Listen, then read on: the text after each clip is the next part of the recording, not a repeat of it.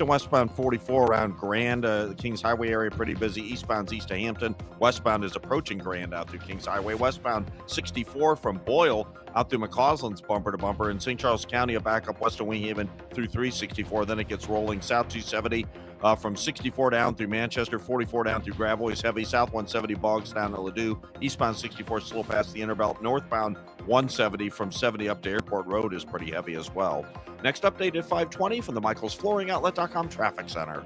Sponsored by Gloria Lou with your home sold guaranteed realty 314-325-6888. Need to sell your home and you want the most money? The name to remember is Gloria Lou. Yes, Gloria Lou with your home sold guaranteed realty at 314-325-6888 and start packing. News, traffic, and the latest from the world of sports. This is Rush Hour Sports on 104.1 FM KMOX.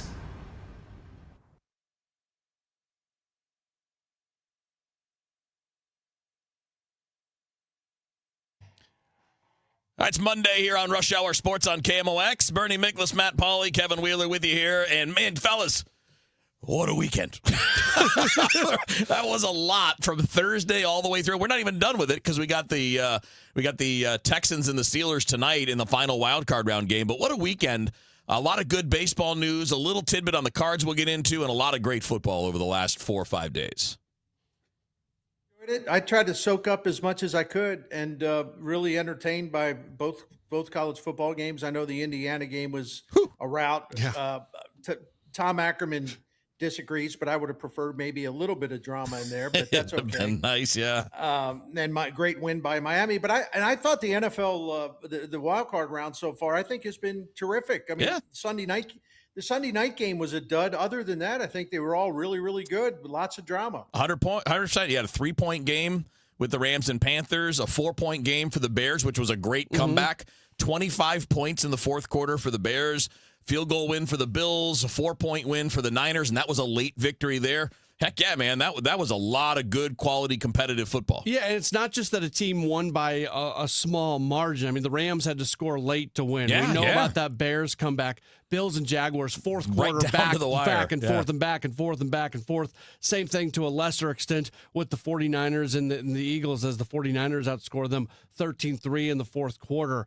It was fourth quarter drama in all those games that I just mentioned. Yeah, and that's what's awesome. Yep. I always like the role that coaching plays in NFL playoffs. Of course, quarterback play is probably bigger than any factor, but I thought that over the weekend we saw, the difference that coaching can make. I think especially in that 49ers-Eagles game, like my friend Mike Tanier, who has a Substack, but he's written for a lot of publications, and he's a smart aleck, and he's funny. Yeah. He said that coaching matchup, he said the 49ers were playing chess, and the Eagles were like a monkey that like breaks into a box where the chess piece is and like tries to like eat the chess pieces, Dude, I think that pretty much sums it up. What were they? I mean, there's a big viral video that's going out right now, but like you're late in the game. It's 4th and 9, and you're facing cover 4, which means the defense is dropping 4 guys deep. Right? You got a line of 4 defensive backs, and they ran 4 vertical routes into it. Yeah. You got there's nothing there. Eagles players were going after Sirianni. Yeah. And I also, I'm probably making too big of a deal of this. I'll be the first to admit it. It's a little hot take theater-ish, but this is what I said last week. When the Eagles took their foot off the pedal in the last week with something still on the line, when they said, you know what, the 2 seed doesn't matter to us. Well, they got what they deserved. Yeah. And I'm a big believer that when games matter, when there are still stakes, if there is nothing to play for in the final week of the season, sure, rest I don't everyone. care. But if there are stakes, if there is something that matters, you respect the game, you respect your opponent, you respect everybody else in the playoff race. And the moment that the Eagles decided they weren't going to do that, to me, that was the largest reason why I thought the 49ers are going to win that game. Yeah, they got a real problem. The 49ers are just a tougher team mentally. They've been beat up and injured more than any team. They just gut it out. It's unreal who they're missing, and the fact that they've won that game and now they've moved on. It's unreal what they've done. And the other thing about the Eagles, they played in a junk pile of a division. It's garbage. You're right. And the 49ers, they're right there with Seattle and the Rams. I mean, that's three outstanding teams at the top of that division. So I think that was a reason why the 49ers prevailed. They're used to playing tougher games against better teams. Yeah, they're really tough-minded team. I give them a lot of credit. It's not easy to win at all. It's really hard to win when you're taking 3 or 4 or 5 of your best players out. Can I throw one more thing in about coaching? Yeah. I wanted Jacksonville to win because my next door neighbors are Gene and Kim Gladstone. They're the parents of James Gladstone, the Jaguars general manager. And he's part of the family, so to speak. But I was really frustrated. As much as I love watching Josh Allen play and win, and I'll never ever be unhappy when the Bills win because of Josh Allen. But you had a rookie head coach, Liam Cohen, has done a really, really, really, really good job, right? But this is the first time he's running a team in the playoffs. Everybody knew the Buffalo Bills cannot stop the run. And, of course, yesterday they could not stop the run. So why did he keep going away from the run, repeatedly going away from the run, when that was their path to victory? Instead, it was almost like Cohen wanted to show everyone, well, I'm a guru when it comes to the passing game. I'm going to show you. We're going to put on a beautiful show. No, run the football and win the damn game. Nobody cares about your artistry as designing a passing game.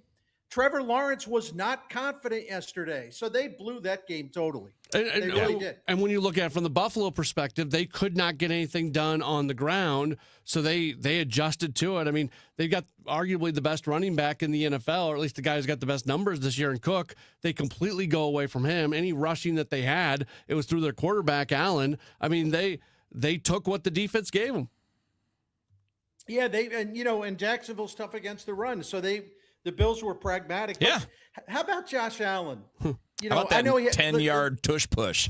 Well, listen, we all know until he gets into a Super Bowl, there's going to be people whining about him or whatever. I don't, because he's compensating for what is otherwise a pretty mediocre team. Mahomes and some of the guys that have been to Super Bowls, they're great.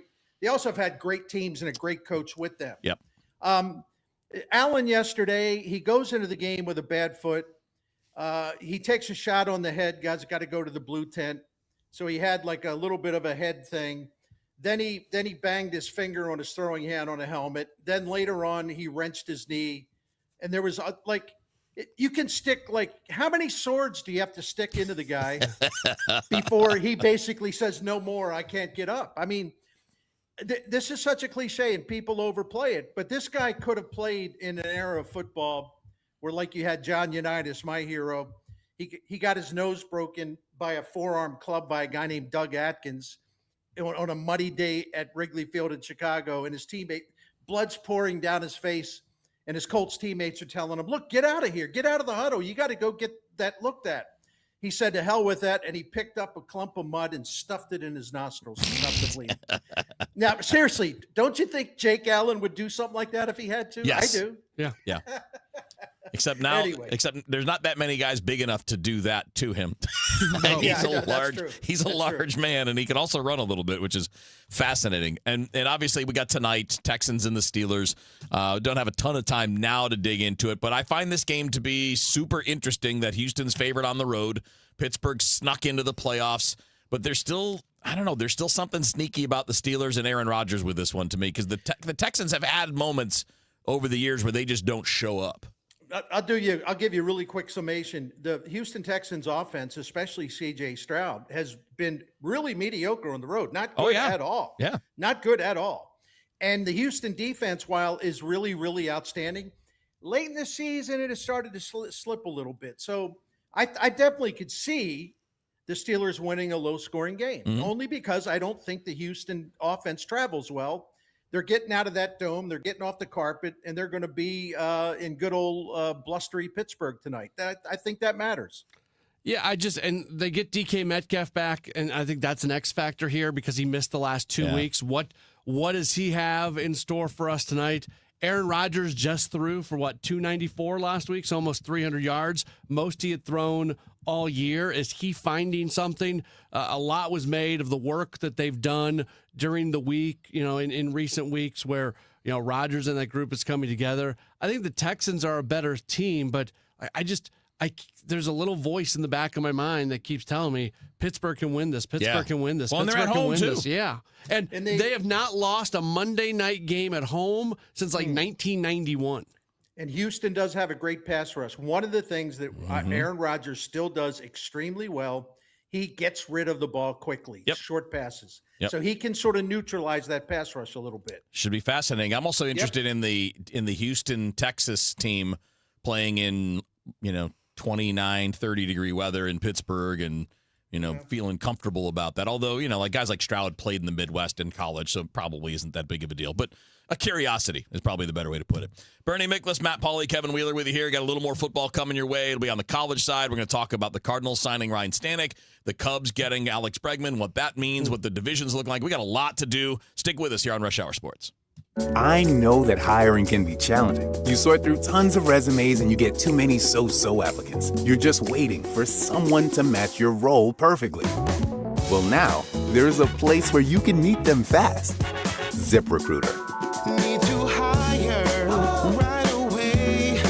Start your search for strong candidates. The right fit awaits. Build your team. Build it sooner. Meet your match on ZipRecruiter. Just head to ZipRecruiter.com/radio right now to try it for free. And you're on your way to meeting your match. 4 out of 5 employers who post on ZipRecruiter get a quality candidate within the first day. So try it now. Go to ZipRecruiter.com/radio. Once again, that's ZipRecruiter.com/radio. Meet your match on ZipRecruiter. Try it free. That's the sound of James adding long-lasting Gain scent boosters to his laundry this morning. Several hours later, James sniffs the irresistible scent of Gain on his shirt. Gain. Several hours later, James has even caught the attention of his mother-in-law, and she never gives him attention. Ooh, you smell amazing, James. Oh, thanks, Mom. I love you too. I never said that. Add Gain scent boosters to your laundry. Add joy to your day. Okay, I have to tell you, I was just looking on eBay where I go for all kinds of things I love, and there it was. That hologram trading card. One of the rarest, the last one I needed for my set. Shiny like the designer handbag of my dreams. One of a kind. eBay had it, and now everyone's asking, ooh, where'd you get your windshield wipers? eBay has all the parts that fit my car. No more annoying, just beautiful. Millions of finds, each with a story. eBay. Things people love. Hey, good morning. You're heading to the airport, right? Yep, thanks for checking. I like the car. How long have you been a rideshare driver? About 3 years now. I really enjoy it. Isn't it hard to make money these days with the price of gas being so high? Not for me. I use Upside, the free app that gives you cash back for every gallon of gas you buy. Wait a minute. Are you saying you actually get real money back when you get gas with the Upside app? Yep, I get real cash back every time I get gas. Does that actually add up to anything? I'll make around $200 to $300. Wow, that's serious extra cash. I'm downloading the Upside app now. Download the free Upside app now to earn real cash back every time you buy gas. Use promo code RAIN to get up to a $5 per gallon bonus on your first tank. You can cash out anytime, right to your bank account, PayPal, or a gift card for Amazon and other brands. Just download the free Upside app and use promo code RAIN to get up to a $5 per gallon bonus on your first tank. That's code RAIN. Traffic from the MichaelsFlooringOutlet.com Traffic Center.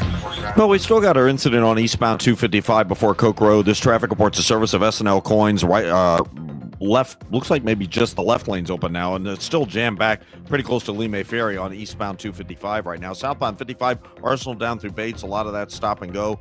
44 both ways around Vandervender's heavy. Eastbound it's at Hampton. Westbound it's Grand out through Kings Highway, really. So busy both ways. Eastbound is roadwork related. Westbound 64 still on the binders. Boyle out to Clayton Skinker. It's slow. Clayton Warson to Ballas, and it's still a backup west of Winghaven through 364. South 170 on the brakes at Ladue. North 170 north of Natural Bridge up to Airport Road slow. South 270 Olive to Ladue.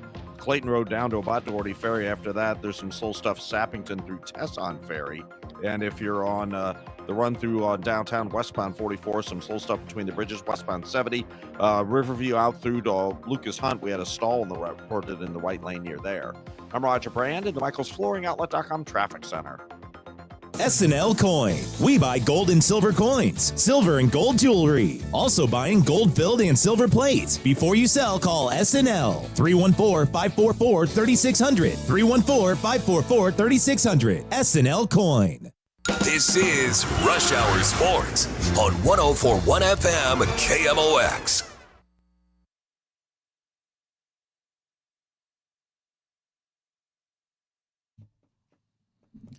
All right, Rush Hour Sports on KMOX. Bernie Miklasz, Matt Pauley, Kevin Wheeler hanging out with you here on a Monday. So we won't go super deep now because it's not necessary. It's a week away. But we're set up for the national championship game. As I'm calling it, it's the KMOX Bowl. It is. Between the Fighting Ackermans and the Fighting Wheelers of Indiana and Miami coming up a week from now. So I guess we could just say this, guys. Initial impressions of the matchup, because, again, we can talk about this even next Monday leading into the game. We don't have to do a lot of depth right now. Indiana's better. Well, yeah, I got to tell you that. That's about it. Yeah. You know me, I'm into the metrics. I'm also into the traditional stats. And I've never seen a matchup like this in an important game where one team, just imagine a long list of things. Mm-hmm. One team's got the check mark in every box. I mean, it's really true. Now, as Tony La Russa would say, men, not machines. So, yeah, is there a chance that an Indiana team that plays incredibly clean, efficient, mistake-free football can have a really, really bad game that comes out of nowhere? Well, yeah, it's possible. But with that coach and the maturity of that team and the experience of that team, with an average age over 22 years old, I don't see that happening, but anything's possible. They have the opportunity to be one of the all-time great teams, or at least finish one of the all-time great seasons, because they're 15-0, so they have a chance to finish an undefeated season. And I know we don't have a deep history when it comes to the college football playoff, but the domination that they have shown in the first two games against Alabama and Oregon, if they go do something like that against Miami, I'm not saying they're the greatest team ever. You can't have that argument, but you can say it is one of the greatest seasons ever. Sure, I can buy that. In fact, I was talking about this with Tom and Ranj earlier today on Gas House. This game reminds me quite a bit of the national championship game January 2003, following the 2002 season between Ohio State and Miami. Miami was the huge favorite.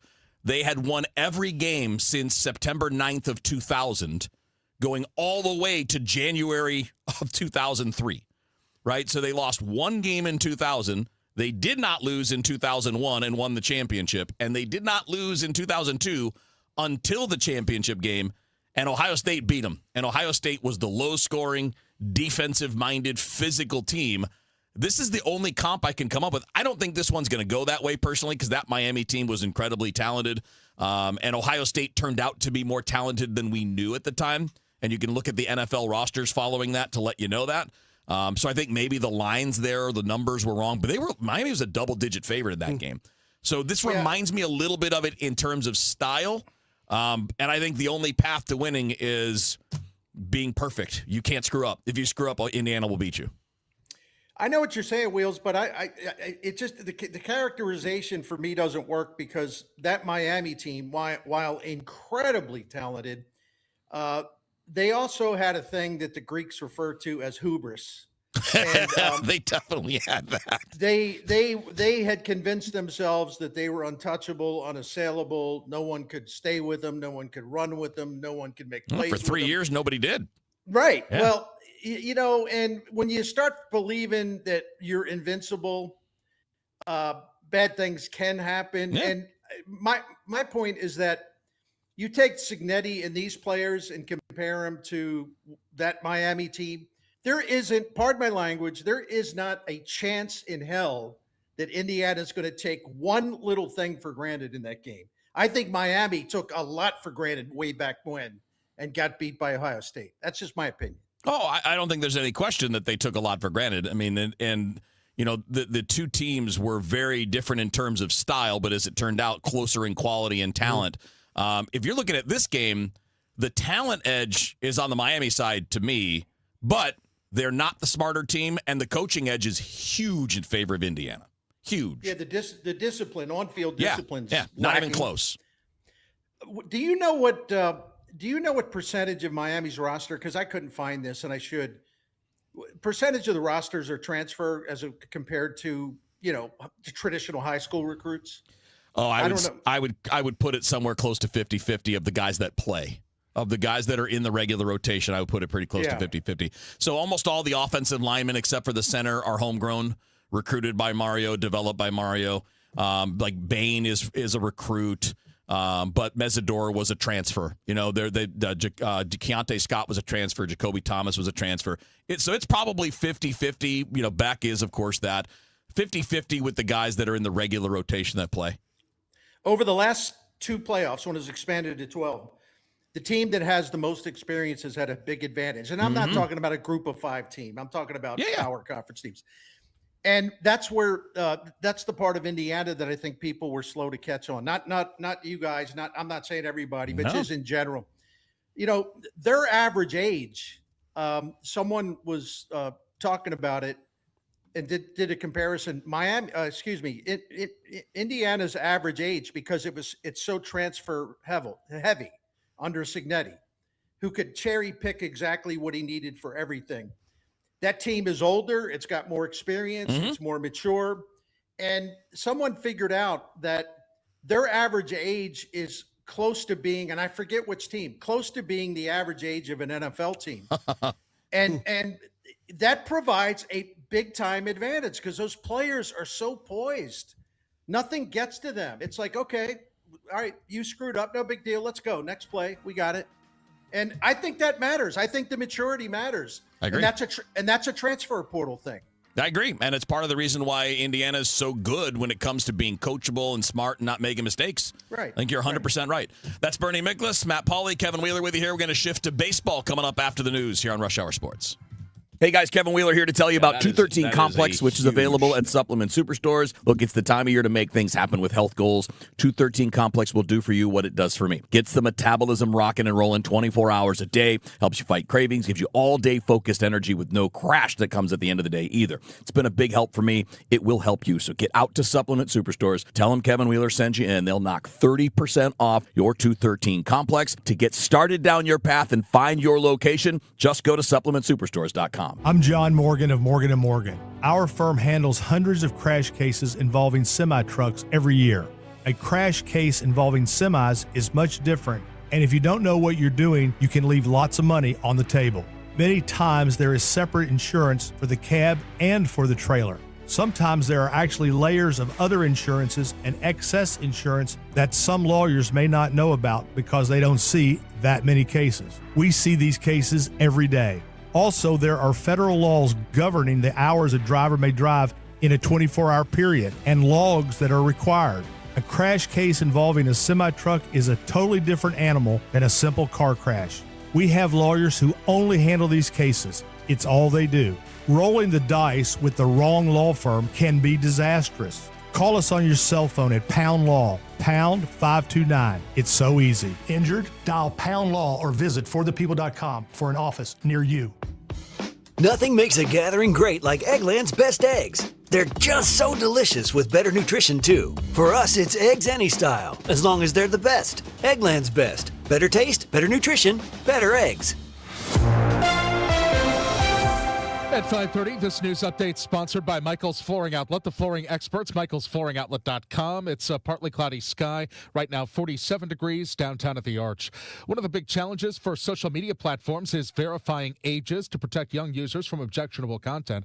Roblox is now requiring facial age checks for all users who want to chat on the platform. KMOX virtual consumer editor Megan Lynch. Yeah, so it'll be a quick and easy facial age check. Think of it sort of like how you unlock your phone with your face these days. Eliza Jacobs, Senior Director of Product Policy at Roblox. Jacobs says the AI-driven program estimates ages to place children and teens with users of similar ages. This isn't facial recognition. It's just age checking, so there's no identity component of this at all. Jacob says the data from the image is deleted. Kids can still play on the platform without the facial age detection, but will not be able to use the chat function. Help is on the way from Missouri's domestic violence shelters after the U.S. House passed a bill to restore funding. Congresswoman Ann Wagner championed the legislation, noting that federal support for these programs had dropped by 92% in recent years, causing a crisis in this area. In 2024, my home state of Missouri saw a $10 million cut, over 40%, Mr. Speaker, of its federal support for victims of violent crime gone. Wagner's bill, co-sponsored by Democrat Debbie Dingell, uses fines collected from violations of the False Claims Act to stabilize the fund for the next 5 years. Time is running out for SSM Health and United Healthcare to strike a deal. Their temporary extension ends in just a few weeks, and if they don't agree, thousands of Missourians could lose access to their doctors. Senate President Pro Tem Cindy O'Loughlin tells MissouriNet patients should not be caught in the middle. It isn't right to have the two entities not be able to come to an agreement and then people can't see their doctor. But, you have people who are seeing cancer doctors and you have high-risk pregnancy and, that we need to not allow that to happen. For now, more than 140,000 Missourians can still see SSM providers at in-network rates.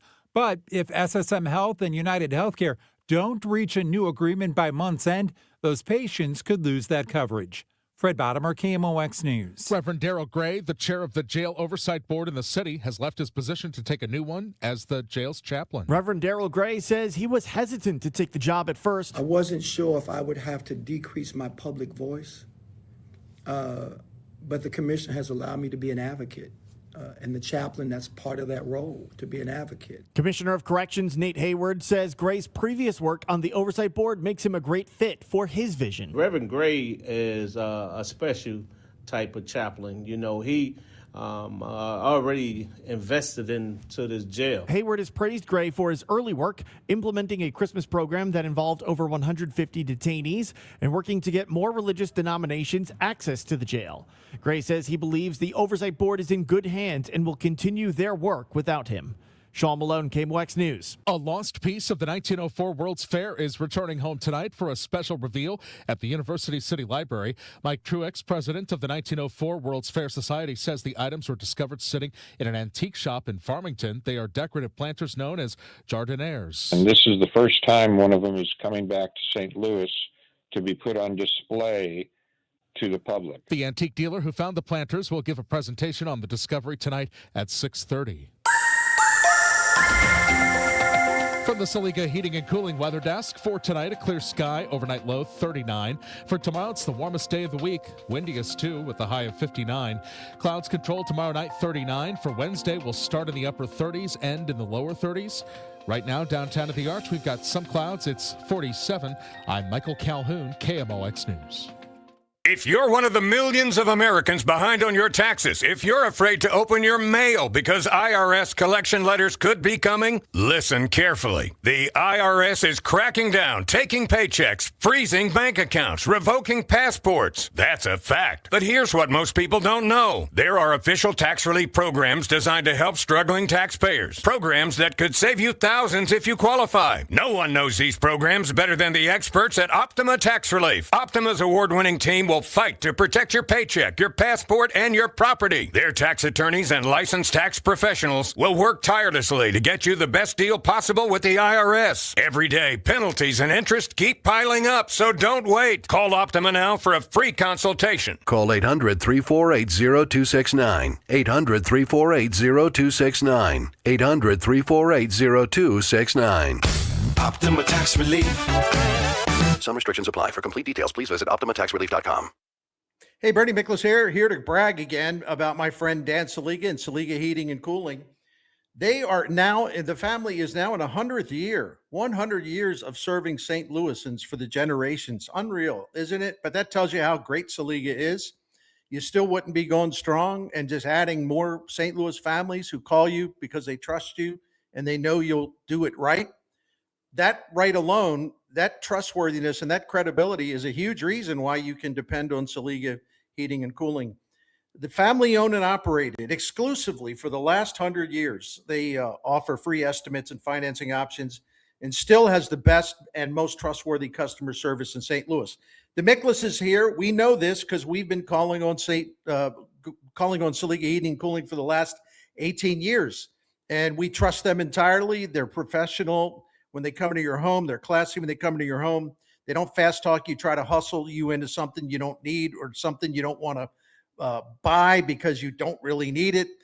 They will always look out for you because they want to earn your trust, because that's the way to earn your business. So if you have any needs at all in heating or cooling, and even some other things that have to do with your indoors at home, Saliga Heating and Cooling is the one to call at 314-481-7333 or go to SaligaHeatingandCooling.com. Thank you. Fairwinds River's Edge is more than a place to live. It's a place to belong. Come see why we have been voted Best Independent Senior Living Community for 4 years in a row by U.S. News and World Report. We think you'll like it here, and the experts agree. Come see us for yourself. Call to schedule a tour and complimentary lunch, or to learn more about our upcoming App University that can help enhance your everyday life. Find us online at fairwindsriversedge.com.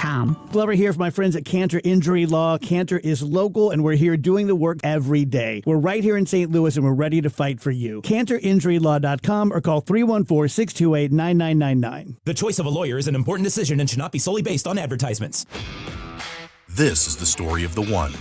As the purchasing manager at a manufacturing plant, she knows the only thing more important than having the right safety gear is having it there when you need it. That's why she partners with Grainger for auto reordering, so her team members can count on her to have cut-resistant gloves on hand, and each shift can run safely and efficiently. Call 1-800-GRAINGER, click Grainger.com, or just stop by. Grainger, for the ones who get it done. Thy ticket, Lady Jennifer of Coolidge. Well, many thanks, good sir. Hereeth my Discover card. They accept Discover at Renaissance fairs? Yeah, they do here. Discover is accepted at the places I love to shop.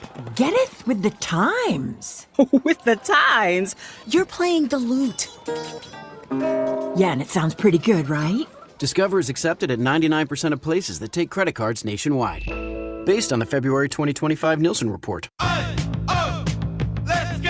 You're still grooving, still connecting, still loving, still turning up, still thriving. You still got it, but your immune system, it weakens as you age. That's where vaccines come in. They help train and strengthen your immune response to fight off respiratory illnesses like flu, pneumococcal pneumonia, RSV, or COVID-19. Ask your doctor or pharmacist which vaccines you need.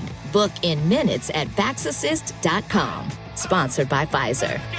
A new season, new faces, a new direction.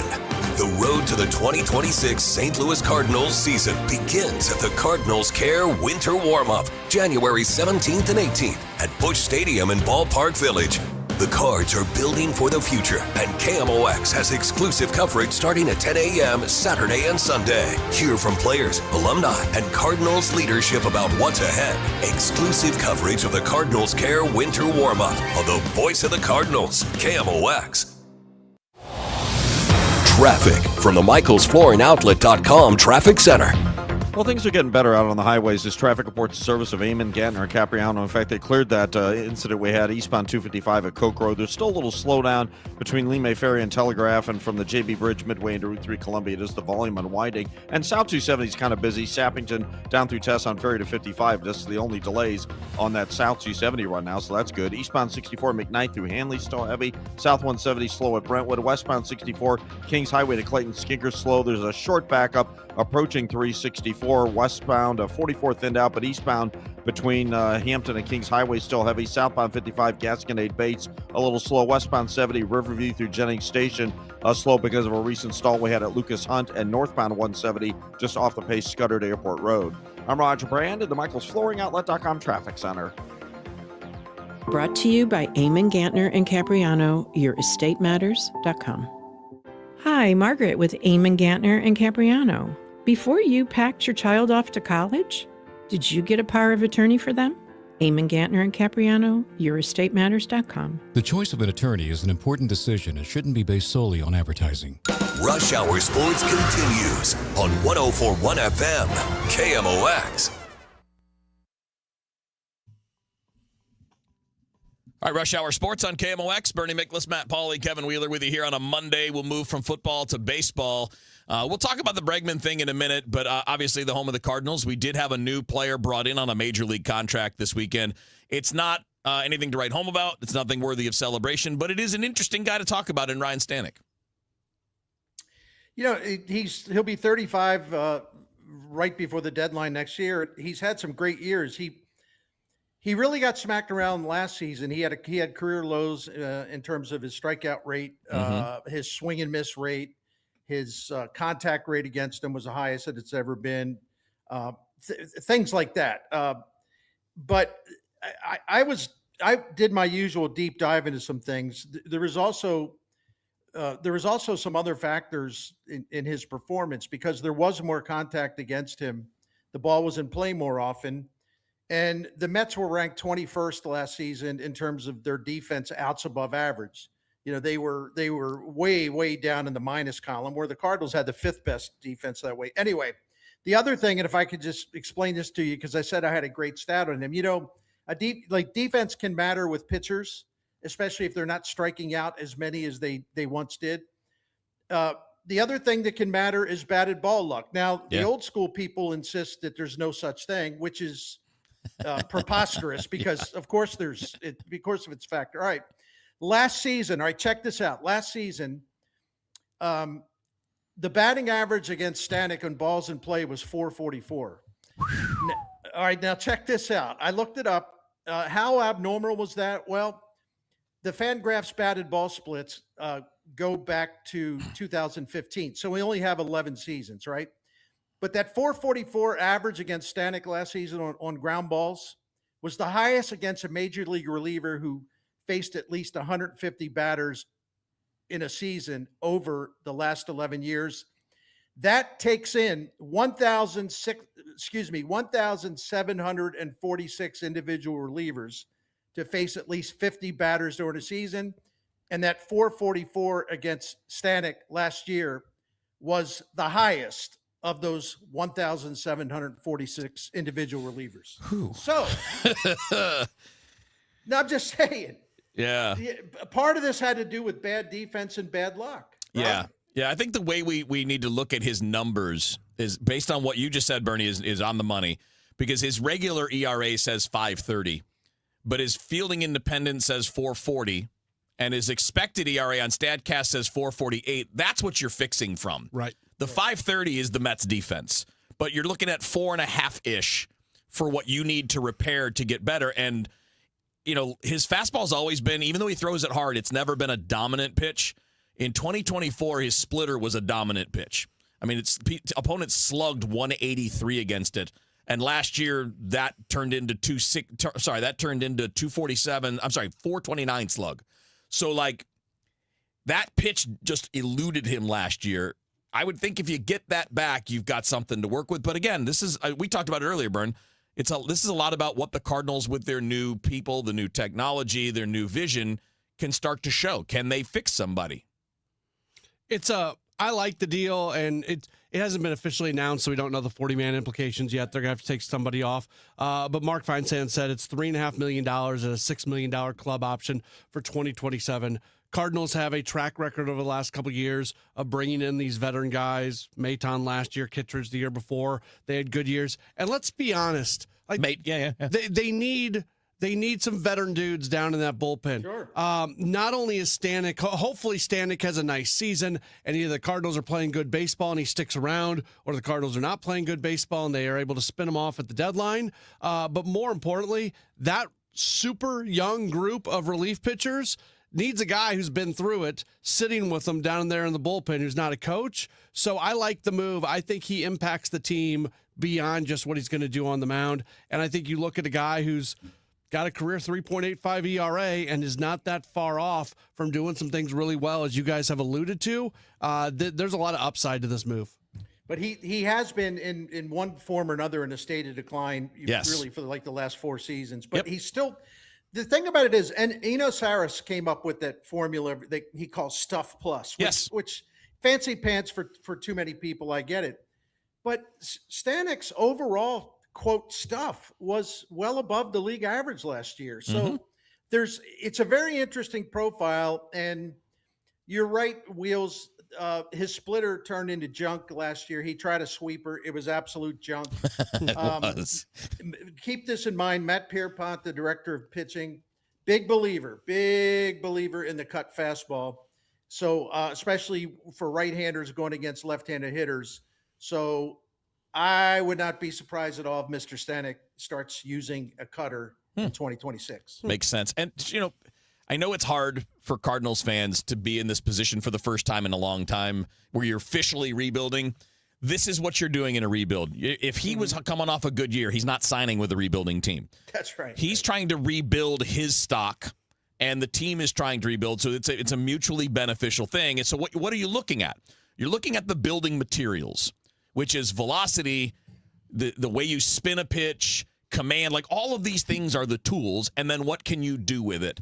And now it's up to the team to show us that they can do something with it, that they can take guys and make them better than they were, especially when you have some of the parts. Like when you can throw 100, there's something to work with there. The question is, can the player do it? And then can you also put them on the right path? And one more little stat from Stat Boy here. He had a hard time against left-handed hitters last year. Do you know what they hit on ground balls against him last year? Lefties? Yeah. No, it's probably ridiculous. 565. This dude, look, I was pointing out some holes in his arsenal, so to speak. Yeah. The diminished strikeout rates are concerned. This dude had absolutely horrendous batted ball luck last year. That's a fact. And I just can't believe at all it'll be anywhere near this bad next season, especially since the Cardinals will have another good defense on the field. Yeah. If you had only used him against righties, if you just never had him face a lefty, you got a pretty good reliever. Yeah. And lefties just destroyed his numbers last year. So that's your backup plan. If you can't fix it, all right, he doesn't face lefties. That's right. We'll see where that goes. All right, one more thing to do on baseball. One of the biggest free agents in the sport signed with the Cubs, Alex Bregman. We'll talk about the fallout from that, not just what it means in the division. Of course, that means something in the division, not just now, but long term, but also, that marketplace of second and third baseman. Those guys, it's starting to move a little bit, so maybe we'll get something. We'll talk about that next year on KMOX. Don't miss Mosby Building Arts Home Improvement Shows Saturdays from 11 a.m. to 1 p.m. on KMOX. One of the last call-in shows where you can get live answers to your remodeling, design, and construction questions. Tune in Saturdays at 11 a.m. With the new IHOP value menu, $6 is all it takes to go to your happy place, where stacks of pancakes with bacon and eggs are just $6 every day. French toast, sausage, and eggs are, you guessed it, $6. And fluffy omelets come with a side of pancakes and only cost $6. Go to your happy plates every day at IHOP. $7 in some locations. Available every day for a limited time at participating restaurants in the U.S. Hours may vary. No substitutions. Not valid with other discounts or promotions. Prices may vary. Hey, guys, as we move into 2026, if this is the year that you, family member, a friend, somebody you know is looking to sell your home, pay attention because the realtor that you choose absolutely matters. And here in the last few weeks, I've really gotten lucky. I've had the pleasure of getting to know and getting to meet Gloria Liu. And she walked me through. We did a conference call last week and kind of walked me through all of the systems that they use. They have proven systems in place. And she, of course, brings you written guarantees as well about how this will go. You need to be talking to Gloria Liu. And especially if you're thinking about the spring, right? Spring and summer is when you sell your house.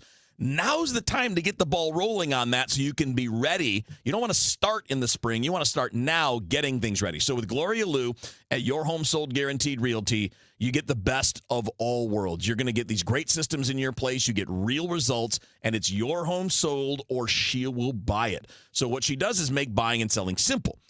She has more than 24,000 buyers in waiting. So in practicality, your home might already be sold.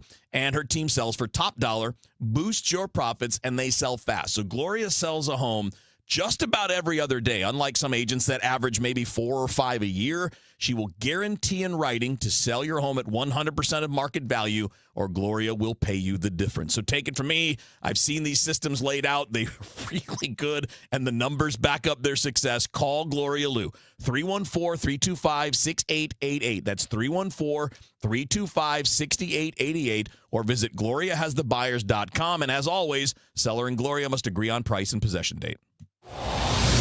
Traffic from the MichaelsFlooringOutlet.com Traffic Center. Well, the highways are looking great right now. If you're on South 270, it's clear all the way down onto 255. Eastbound 255, still a slowdown east of the JB Bridge to Route 3 Columbia due to earlier problems that are behind us now. Southbound 55, just a little slow, Gasconade Bates. Eastbound 44, east of Hampton through Kings Highway, slow in the work zone. Westbound 64, Science Center, headed out through McCausland is busy. And there's a brief delay both sides of 364. It opens up by the time you get to the boulevard. Eastbound 64, slow at 170. South 170, only heavy at Brentwood. North 170, just a little crowded. Scudder up through Airport Road. And westbound 70, no problem, wide open all the way to Wentzville. I'm Roger Brand in the MichaelsFlooringOutlet.com Traffic Center. This is Rush Hour Sports on 104.1 FM KMOX.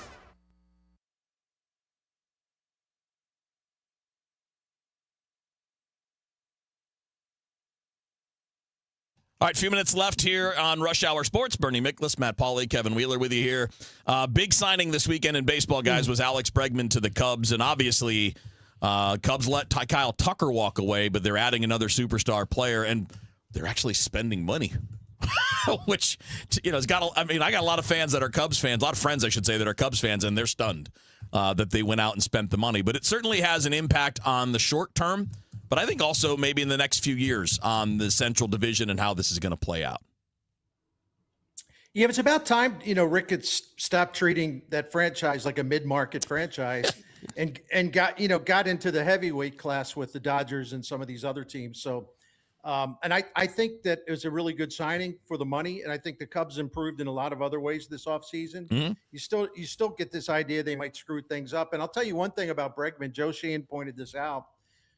His swing does not play well in Wrigley Field. No, because Wrigley Field suppresses right-handed swinging power. Yeah. It really does. The wind. So that'll be an interesting thing to watch. But the Cubs, listen, they're going to be trying to win World Series for the second time in 117 years, and are they ready to take on the Dodgers for that? For example, I don't know. We'll see, but it is interesting. Give them credit. Literally a few days ago, like the day before they got Cabrera, I said something to Kevin on a day you weren't on the show, Bernie. He was like, you know what, the Cubs, I think their roster, kind of what it is now, that's going to be what. And then they get Cabrera, and now they get Bregman, and I give them credit because we have been so critical, and rightfully so, of them doing so little. Well, they go out and on paper, and I know the Brewers always do their thing, but on paper, the Cubs are clearly the best team in the NL Central, and I don't think the Brewers are going to add. I think they're going to subtract. I still think they end up trading Freddie Peralta at some point in time. So, look, if the Cubs, anything can happen in baseball, but if the Cubs don't win the division this year, that's massive underachieving. Yeah, hard to argue with that. And when we look at the position that this is for the Cardinals, it's not so much about contending this year, right? Not about the power structure there, but it's another guy that's in this infield group that's off the board, right? Ketel Marte got pulled off the board in the trade market last week. Now Bregman's spot has fallen. There aren't that many options left anymore for people that want a significant upgrade for an infielder, and that may be what gooses that Brendan Donovan market that we've all been waiting on for about 8 weeks now. I think the Red Sox could be in play with him, but they have other options, and they're going to go. They're really going to try to sign Bo Bichette, but other teams are too. Yep. If they get Bichette, their interest in Donovan wouldn't be nearly as much as we assume. No. The other thing about the Red Sox, they have two prospects that were in the top five, in Christian Campbell and Marcelo Meyer, and at some point those guys got to play, and they could actually platoon at third base if the Red Sox get Bichette. So that would take, because everyone wants to connect the dots and assume, Bregman's not on the Red Sox. Oh, you can trade Arenado there. There's not been one media person in New England who has mentioned Nolan Arenado. No, that's not on the radar for them. But here in the Lou, hey, this is easy. Bloom can trade him to the Red Sox. Yeah. Well, maybe the Red Sox don't want him. Yeah. So let's think about that a little bit. I agree. Yeah. By the way, the Red Sox seemingly overplayed their hand because the report was that they didn't believe Bregman's representation that he had a better offer on the table. They thought that the representation was bluffing, and then the agent said, "Okay, watch this bluff," and they signed with Chicago. Well, but hey, that must have been Chaim Bloom's fault too in Boston. Oh yeah, obviously, well, everything is in Boston. Yeah. Chaim Bloom's fault. Right. Yeah, their issues are with their weird ownership. Oh my gosh. God. So bad. It's awful. Absolutely awful. Yeah. Because he told the fans hate him. And when they traded Devers to the Giants, it was a total salary dump. But then John Henry, the owner, tried to justify it by saying, but listen, this way we'll have so much more payroll space and flexibility for the offseason. And they're not spending any money this offseason. To this point, he lied to the fan base. Yeah, and they could still do the Bichette thing, but they're not alone in that. There are probably 5 teams that are really hot after Bichette, and we'll keep an eye on all of that. Right. Boys, good stuff. Thanks for jumping in. Have a great week. Enjoy the game tonight. We'll be talking again soon. All right. That's Bernie Miklasz, Matt Pauley, Kevin Wheeler, wrapping up Rush Hour Sports. Sports Open Line is next on KMOX.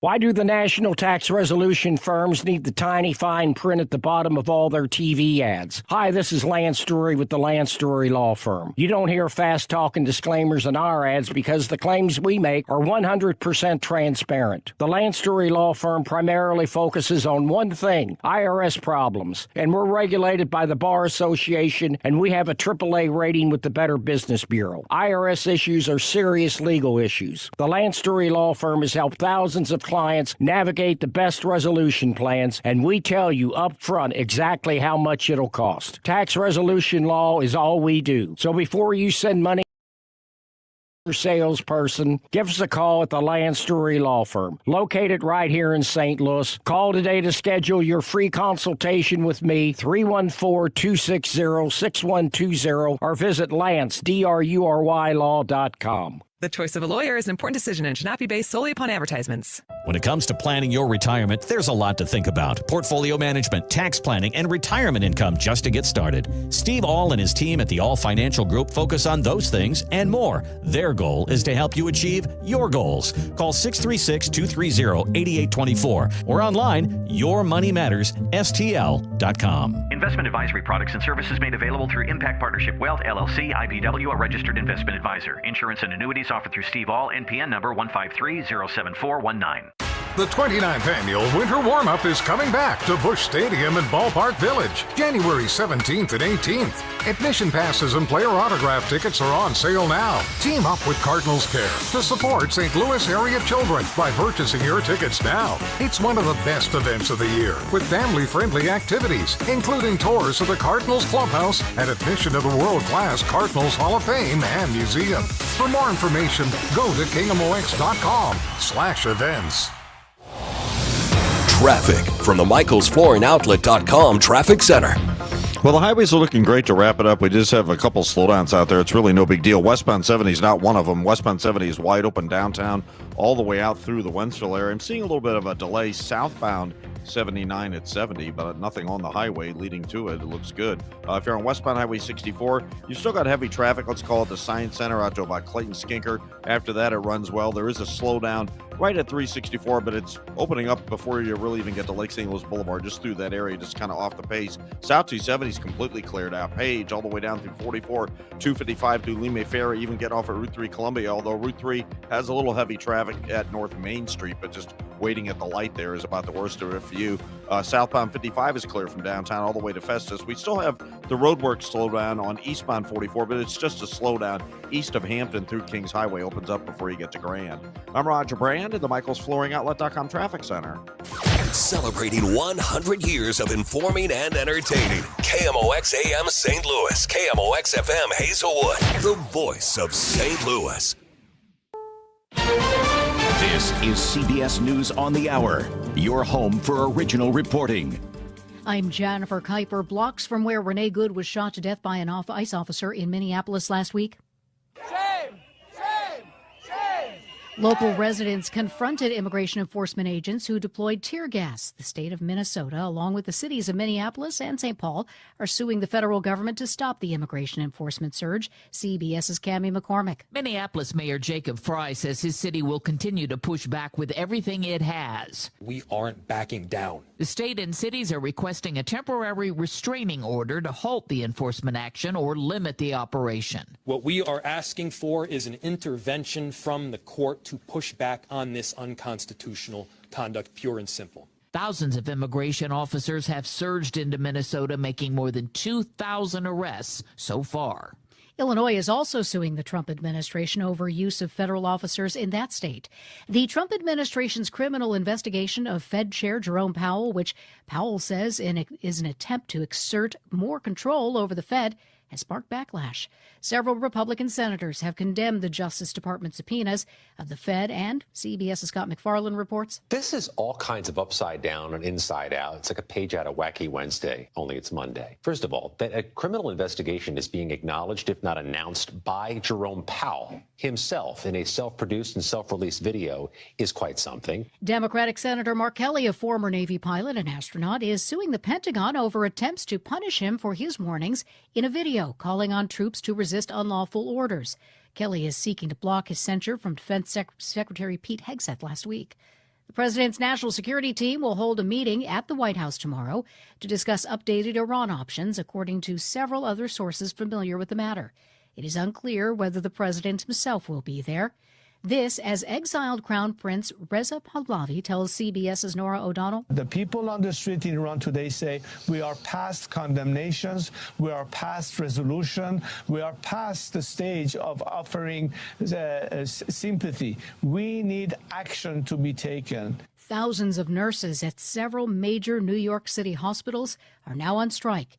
New York Attorney General Letitia James says healthcare workers are stretched to their limit. Nurses are asking simply for the basics. 1, to be respected. 2, that management not cut their benefits. 3, that they recognize the importance of safe staffing. Hospitals say the union's demands are too costly. This is CBS News. I'm Major Garrett. Follow and listen to The Takeout on the free Odyssey app or wherever you get your podcasts.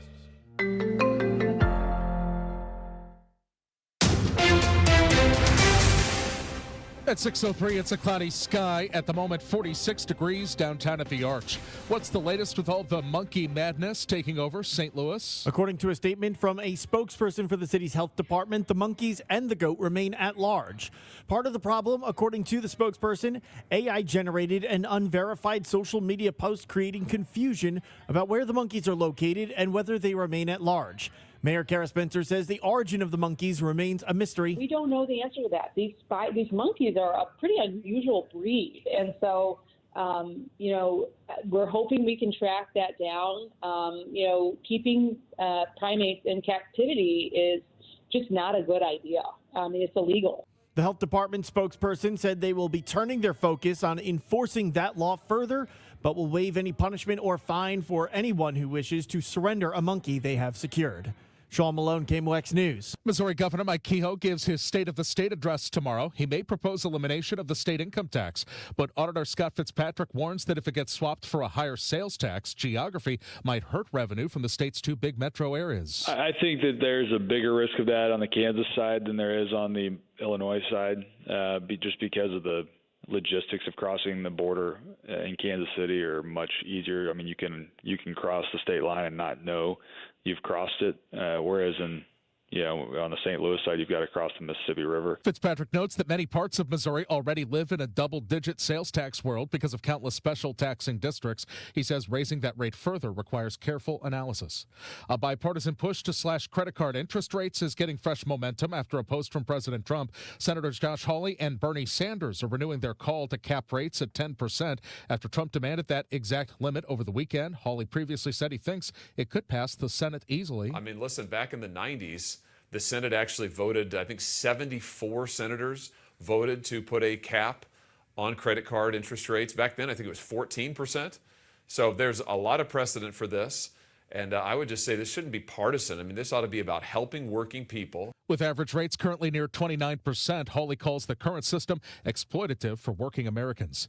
The clock is ticking on a deal between SSM Health and United Healthcare. The two sides signed a 30-day extension in December, and that deadline at the end of January is now approaching.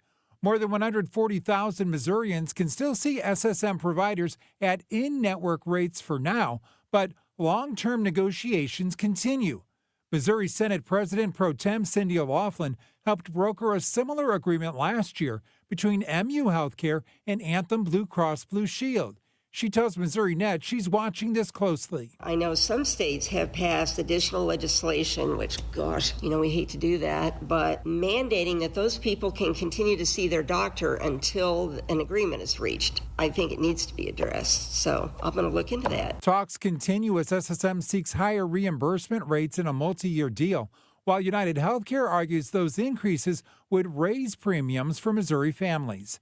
Fred Bottomer, KMOX News. A piece of the 1904 World's Fair that hasn't been seen in decades is on display tonight in about a half an hour at the University City Library. World's Fair Society President Mike Truex tells KMOX the discovery began with a call about some old tubs sitting in an antique shop in Farmington. These were fancy planters, about 4 feet long, about 2 feet wide, and about 2.5 feet tall with handles. They were made out of brass. The items are called jardinières, large decorative planters. Antiques Roadshow helped to identify the artist as Gustav Lind during the show's visit to St. Louis in 2019. 6:07, let's get you to Roger Brand, find out how the roads are looking. Roger? Well, Michael, they look great. It's been a pretty quiet Monday evening. At least it's wrapping up that way. We just barely have a slowdown westbound 64 west of Hampton running through Clayton Skinker. I don't even see roadwork delays now at all. 44 eastbound between Hampton and Kings Highway. They're working up east of there through Grand. Westbound 64, like I said, at the city limits, a little slow, but it's wide open in St. Charles County. Westbound 70 is clear. Southbound 55 is clear. South 270 is clear. Just not much out there. Illinois interstates look great as well. I'm Roger Brand in the Michael's Flooring Outlet.com Traffic Center. It's time for a $98 furnace tune-up. But my lips are turning blue. Are they fast? My darling, Jerry Kelly can install a new furnace tomorrow, no matter what day tomorrow is, even if we call late at night. You are my hero. They're fast and they're good and they got it going on. JerryKelly.com.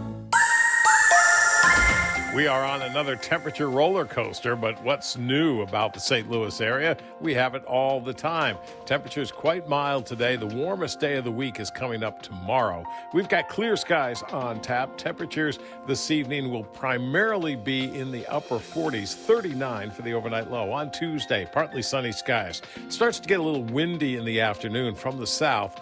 59 for the high, not even close to a record. The record is 67 from 1952.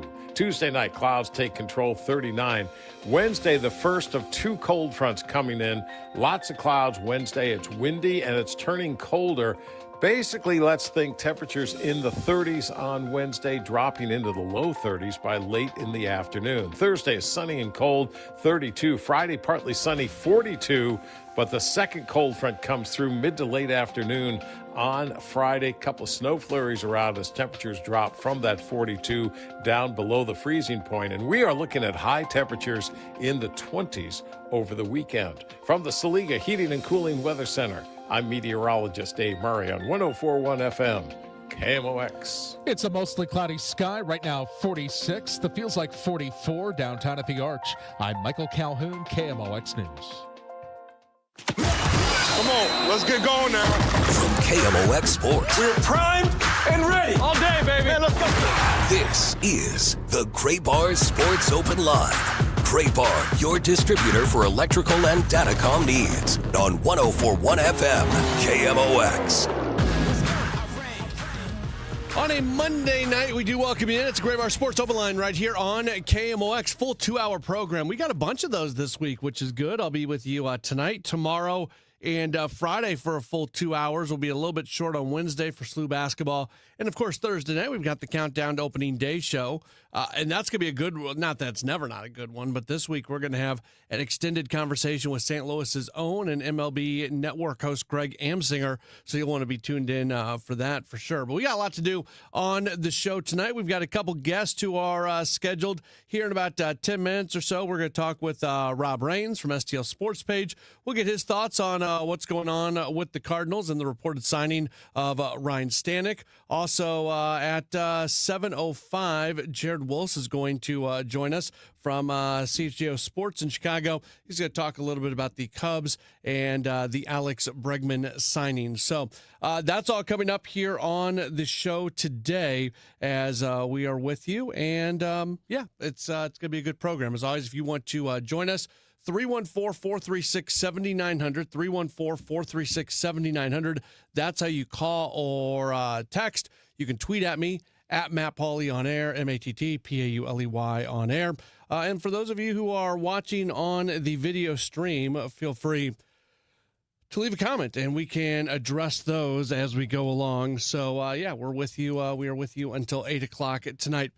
When we were wrapping up on Friday, that's when the news first came down that Ryan Stanek had signed with the team, or reportedly had signed with the team. It has not yet officially been announced, and we didn't have a ton of time to kind of get into what his role is going to be for this team. And we'll talk with Rob Rains about that a little bit coming up in our next segment.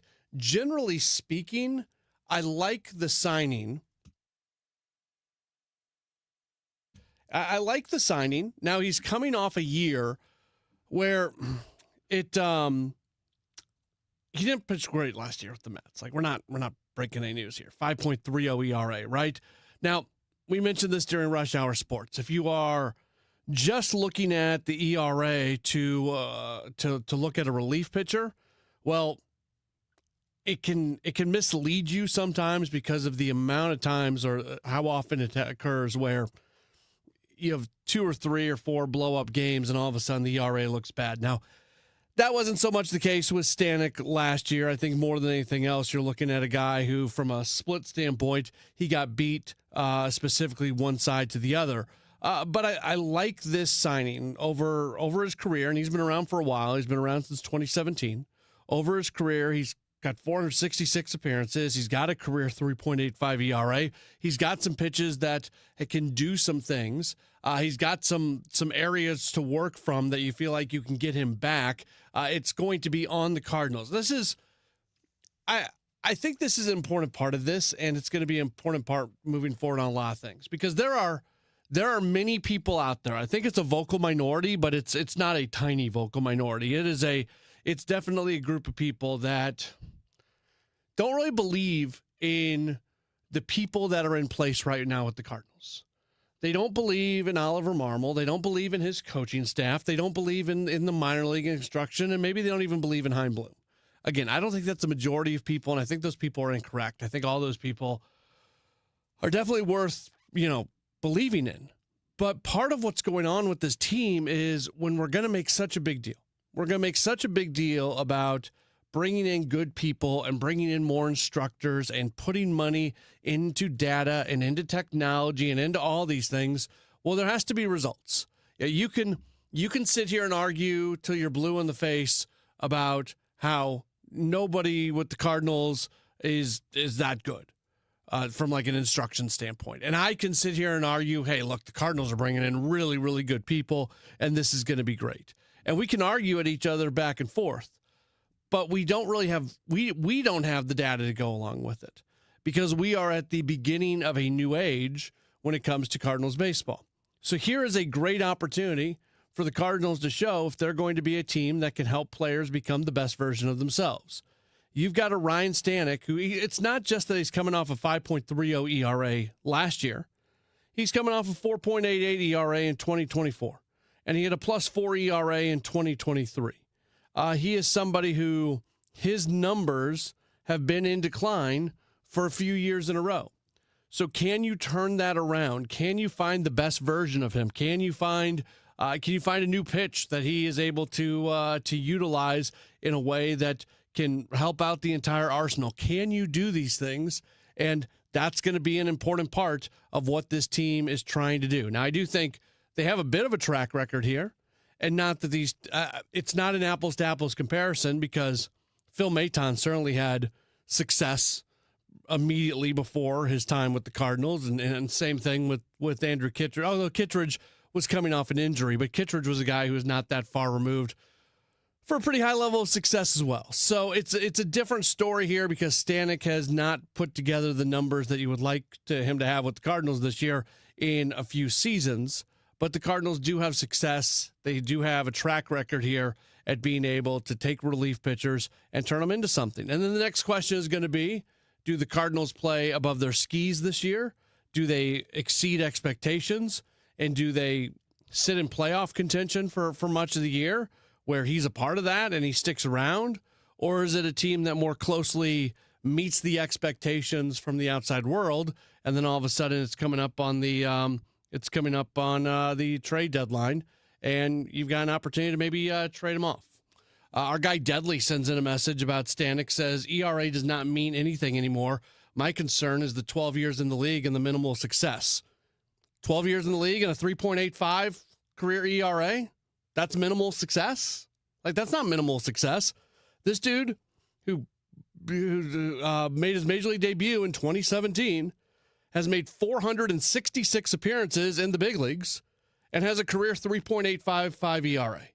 If you call career 3.85 ERA and 466 appearances minimal success, we have a very different definition of minimal success. I think that's a pretty solid track record for a relief pitcher. We will take a break, and when we come back, Rob Raines is set to join us as we roll on. This is a Graybar Sports Open Line. Back with more in just a moment right here on KMOX.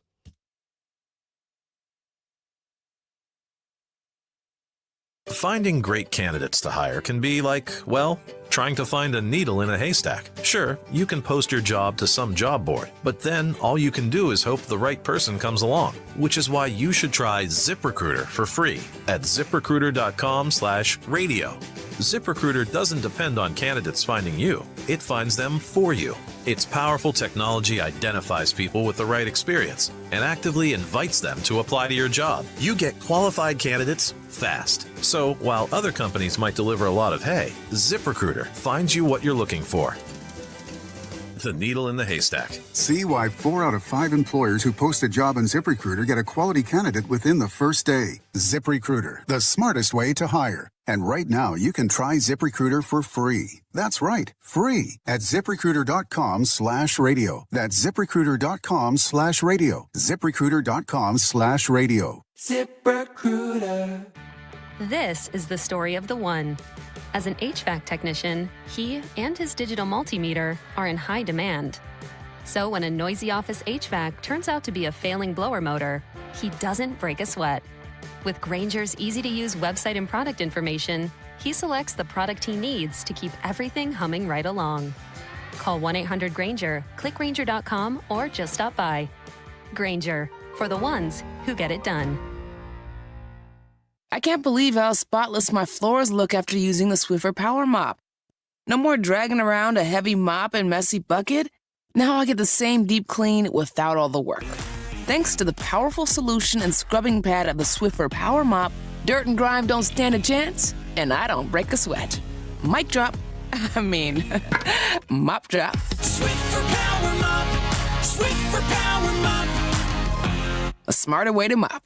Try it or your money back. Hey, I'm Mike Slater. My dad passed away at the age of 63. It's out of nowhere. Had a stroke. Super hard, obviously, for the whole family, but my dad had life insurance. This is why I have life insurance for my family, for my wife and 4 kids. And the best place to get life insurance is ethos.com, because you can do it in 10 minutes. And there's no medical exam and no blood test, just a few health questions. Get life insurance in 10 minutes so your family is protected. Ethos, ETHOS, ethos.com/Mike.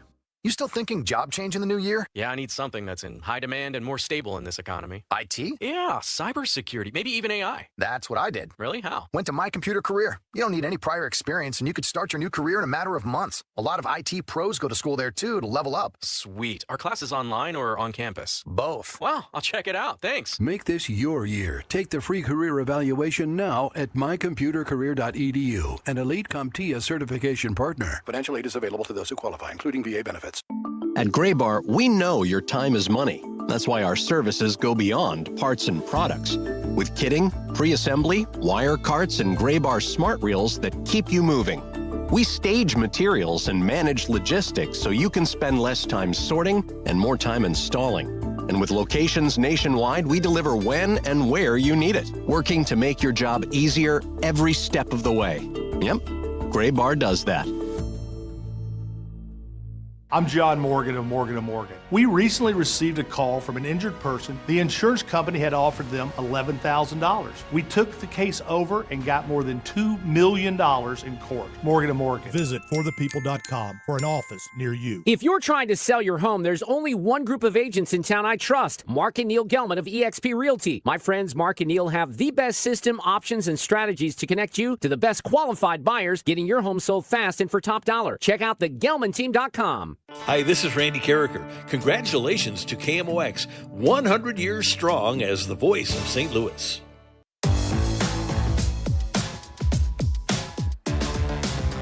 Back at it on KMOX, it's the Graybar Sports Open Line. Glad to have you with us today. As always, if you want to chime in on the program, you can do so by calling or texting 314-436-7900. You can also tweet at me, at Matt Pauley on air. Right now, we're very happy to be able to go to our guest line. And welcome back on to the program. He covers the Cardinals for STLSportsPage.com. You follow him on Twitter at Rob Rains. It's Rob Rains. Hey, Rob, always good to be able to talk with you. How are you? I'm good, Matt. How are you? Happy New Year. We haven't talked since the New Year. So. Yeah, Happy New Year to you as the Cardinals do move into this this period of this rebuild and an off season that we've seen some veterans get moved just from kind of a 30,000 feet perspective, and we'll dive in on some more specific things in a moment. But how would you evaluate what the Cardinals have been able to accomplish so far this season with their limited signings, with the trades of Sonny Gray and Wilson Contreras? I would say so far so good, but I don't think they should be done yet. I think it's still a work in progress. Obviously, we know the names of people that supposedly are in the mix as far as more trades are concerned. We've got just about a month until everybody's going to show up in Jupiter, so I'm curious to see how this next month goes. You know, maybe with Bregman signing with the Cubs, that'll free up some of the talk that people were waiting for him to sign, and some of the other free agents get their deals done here soon. Then maybe that'll open up the door. So I still think there'll be more moves, and I just kind of want to withhold judgment on what the team looks like, on February 20th or whatever until we see who's actually there. We'll get back to the Cardinals in a second, but you brought up the Bregman signing. The Cubs in the last week or so, adding Cabrera and Bregman, a pitcher and then a position player. It really, a Cubs team that could rightfully be criticized for a while at not spending the money and going and getting guys. They're doing that right now. And on paper, to me, Rob, it really feels like the Cubs are easily the team to beat in this division, even with the success of Milwaukee in recent years. Yeah, I've learned never to count out Milwaukee. Every year that we say that they're not going to be there, there they are. So, yeah, but I agree with you. I think the Cubs have had a very good winter. There's, and you can't really compare the Cardinals to the Cubs or even the Brewers right now because they're just in a different spot. So things cycle through different cycles, and the Cardinals are in a cycle right now where they need to get younger and get some, more younger position players, younger pitchers, and kind of build for 2028, maybe 2029, and then we'll see where we are. But I'm happy for the Cubs fans because I know that they've wanted to have that team get better for a long time, and they finally made some moves to do that this winter. Nobody thinks that this team's going to go win a World Series immediately, but the hope is that they are closer to that because of the moves they're making. But there are some areas, Rob, where I think you can easily make the argument that starting pitching depth is already better for next year than it was this past season. And with all due respect to Miles Mikolas and Eric Fedde, at times those guys were kind of black holes in the rotation. You seemingly have more competition and some other things going on there. So there are some areas where maybe you can see this team take a step forward. Yeah, I think so. I mean, obviously they have, what they don't have is the experience. I mean, Dustin May is the most experienced starter in the current group, and he's got 57 career starts in the big leagues or something like that. But yeah, I think sometimes you had experience, but it didn't result into good performances. So I like those moves as far as, rebuilding the rotation. You've got also, some of these guys are kind of a bridge because we all know that the other guys coming, the Liam Doyle, the Quinn Matthews, Tink Hence, some of those guys are not that far away. Tacola Roby when he gets back from his Tommy John surgery. So I think there's a really bright future for the Cardinals starting rotation. I'm a little concerned about, some of the moves they made in the bullpen. I mean, the standing thing is probably going to fill the role of the Kittredge, Phil Maton role. And if he pitches well in July, you can, potentially flip him for a prospect or two. But I think the left-handed side of the bullpen is still kind of questionable. And, if you keep Romero, I guess it's okay. But, I'd be surprised if Romero was one of those guys that's still here at the end of February. I think there's still be too great of a market for him that, I think they'll end up getting him moved to somewhere for more prospects. So, still a work in progress, but as far as the starting pitching goes, I think I do like the moves they've made in that department. Yeah, it's hard to evaluate because you're right about the left side. If JoJo Romero goes, all of a sudden the depth is not there, but you would think that maybe they would try to add a left-handed major league piece. They've talked about still wanting to add a right-handed bat. I think that's something that they're going to do at some point in time. I'm not sure if that's going to be through a trade or how that's going to happen, but it is still very incomplete. So I can invite you onto the program to talk about the what the Cardinals are going to look like in 2026, but it's really hard to evaluate at this point in time. It really is because we just don't know. I mean, there's just too many the balls in the air, too many things that could happen. So, if you ask me to pick a 26-man roster as of today, if who's going to be that roster, I could fill one out. But I would say there's probably a good chance that it wouldn't all still be intact when we get to Jupiter. So, we don't know what Donovan's future is. You don't know what Gorman's future is. You don't know what Arenado's future is. I mean, there's just too many things that could still happen that's going to impact who is actually on this club. When it comes to Ryan Stanek, he's been in decline the last few years, but he still has some pieces. There's things in his arsenal that would make you believe that he's somebody that can get turned back around. And the Cardinals have done a pretty nice job with that when it comes to relief pitchers. You mentioned that him taking the Maton Kittredge role. It feels like he's set up to come in here and have success. At the same time, you would really like a guy to come in and have better than a 5.30 ERA like he had last year with the Mets. It's kind of a low leverage move. I mean, look at, Helsley's numbers with the Mets weren't that great either, last year after the trade. So, I'm willing to, not kind of overlook that a little bit. I mean, he's the kind of guy that they talked about wanting, a veteran with experience. A lot of young guys out there in that bullpen. They need, somebody who's been through the ropes and had, success, and maybe not necessarily in a closing role, but just that 6th, 7th, 8th inning when you need to strike out against a right-handed batter. He's the guy who could do that. So we'll see how that move works. I wonder who do you think as of today, who do you think the closer is on this team? I think it's Riley O'Brien. Yeah. I think he's going to get a shot at it. Yeah. And I would have more faith actually in Matt Swanson, but I think Swanson being a multi-inning guy, and we've heard Chaim Bloom talk so much about the value of pitchers who can throw multiple innings. I think they want to keep O'Brien probably to be mostly a single inning guy, so that's kind of why I give him the nod. I would think he's probably the guy going into the spring. But again, he's another guy that just doesn't have the experience in that role. So it's going to be interesting. Could he take the ball and run with it? Sure. But we just don't know until we see it happen. So let's take that one step further. Let's say the team does not trade JoJo Romero. Because he's the guy with experience, do you try to give him more ninth inning opportunities? Or because he's the left-hander down there, is it a scenario where you still hand it to O'Brien more often in the ninth? I think it still depends. I think it would depend on matchups. I would think if you've got a couple of left-handed batters coming up in key roles in the tie game of the ninth inning, you go to say Romero for that role. If those guys come up in the eighth inning, he gets to the eighth inning. I think Ali has talked about in the past that he wasn't necessarily wedded to one guy being the closer. He wanted his best pitchers to pitch against the best bats in high leverage situations. So I think you could see some examples of that next year. You've covered this team for a really long time, Rob, and I wasn't going to talk to you about this, but since you brought it up, I think it's interesting. They have, through multiple managers and coaches and not different regimes, but certainly some different leadership groups, this organization has been very good at developing their own closers, and they have very rarely gone to the outside to get a closer. Why do you think that is? Why is that an area that this team has excelled in so much? Yeah, it's interesting. Yeah, this will be year 46 actually, but kind of the Cardinals are Major League Baseball in general. But I think that it's interesting because you can't say it's one guy because they've had different people as the GM, they've had different people as president of the baseball operations, had different managers, different pitching coaches. So I can't.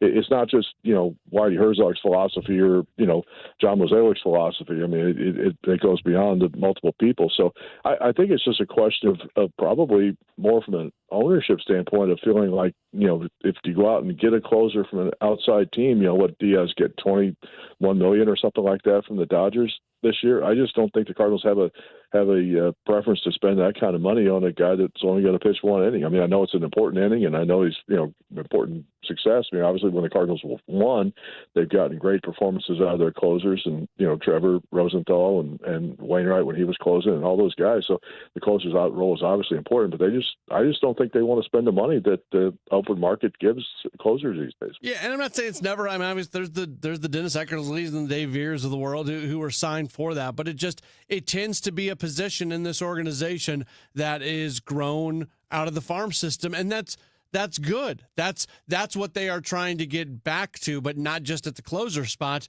but at a number of key positions.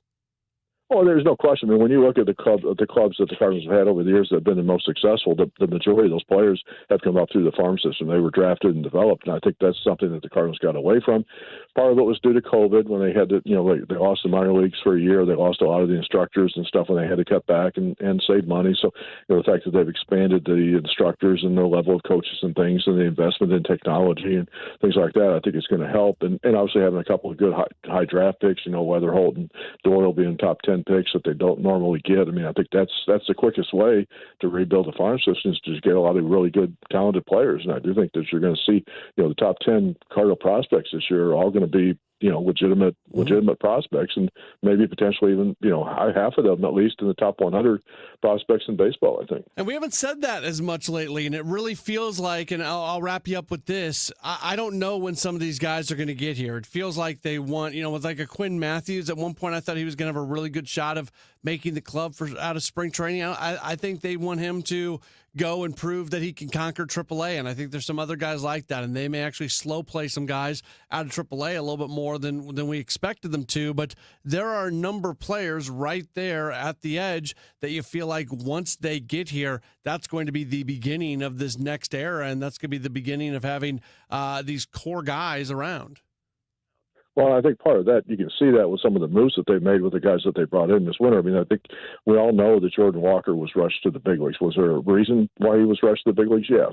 But, I think they want to avoid having, guys come up before they are really ready. And so they're bridging that gap with some of these other guys that they're bringing in, either through trades or through, the free agent signings, just to kind of make sure that doesn't happen again, both with the pitchers and with the young position players. Now, is J.J. Weatherholt ready? I mean, I think you could argue that he is. We'll see how he does in spring training. So, is he going to be rushed to the big leagues? You could say yes in the terms of, games of minor league experience, but I think in terms of talent, in terms of performance, I think he's ready to show he could play at this level.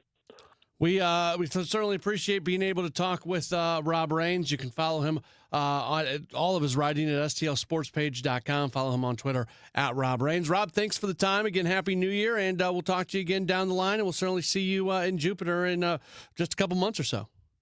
It's getting there quicker than you think, yes. Yes, it Thanks. You bet. Thank you. That is Rob Rains joining us here on The Pro. It's amazing how soon it's going to be here. I mean, in less than a month, we are going to be in Jupiter. I think I get there on the 9th, Monday the 9th. So that's exactly, what is that, 4 weeks from today? 1, 2, 3. Yeah. So we're a month out from actually being in Jupiter and getting Cardinal spring training underway. And it'll be enjoyable. It'll be interesting for sure. Aaron says we're not going to see J.J. Weatherholt because Donnie and Arenado will still be on the team. Aaron, I look forward, because you say a lot of stuff. And I disagree with 97.2% of it. You're going to be wrong on this one. You are going to be wrong on this one. Of the three, I think there's at least a door open for Brendan Donovan to still be on this team, because they're not going to they're not going to trade him unless they get the offer that they want for him. They're going to find a way to move Nolan Arenado, and J.J. Weatherholt is going to be given every opportunity to make this team. So, Aaron, I can't wait for right around opening day, right around the opening day roster being announced, and we can go back to this comment of yours, because I'll give you the Brendan Donovan part. I'm not convinced. I get less convinced by the day. I still think he's going to be moved. I still think it's over 50% chance that he gets moved. But I don't know what I put that percent at. And as each day goes by, internally, I actually drop that number a little bit. I start to see more of a scenario where I could see him still being with the club as the season gets started. Each week, Chaim Bloom speaks with Tom Ackerman during Sports on a Sunday morning. What we're going to try to start doing, I had mentioned this before, we're going to try to start doing this more often on Mondays, kind of like during the season when Oliver Marmol does his Gas House Gang appearance. What we do on Rush Hour Sports is we play back some of the cuts from Ollie and we comment on them. Well, we're going to start doing that. We're still getting to know Chaim. We're still getting to know his baseball philosophy. We're still getting to know the things that he believes in. So listening to the words that he says is an important exercise to help us learn what this team is going to look like moving forward. So what we're going to spend the next up until the end of this hour doing is kind of going back through some of the things that Chaim Bloom said, and I'll give you my comments on them. And we're going to start doing that on Mondays each week here on Sports Open Line, because I know many of you heard it, but not all of you heard it, but I want to make it at least different enough for those of you that did. So that's why we're doing it as cuts, and I can at least give you my thoughts on those things that are said. So we'll do that coming up in just a moment. Don't go anywhere. It is a Gray Bar Sports Open Line on KMOX.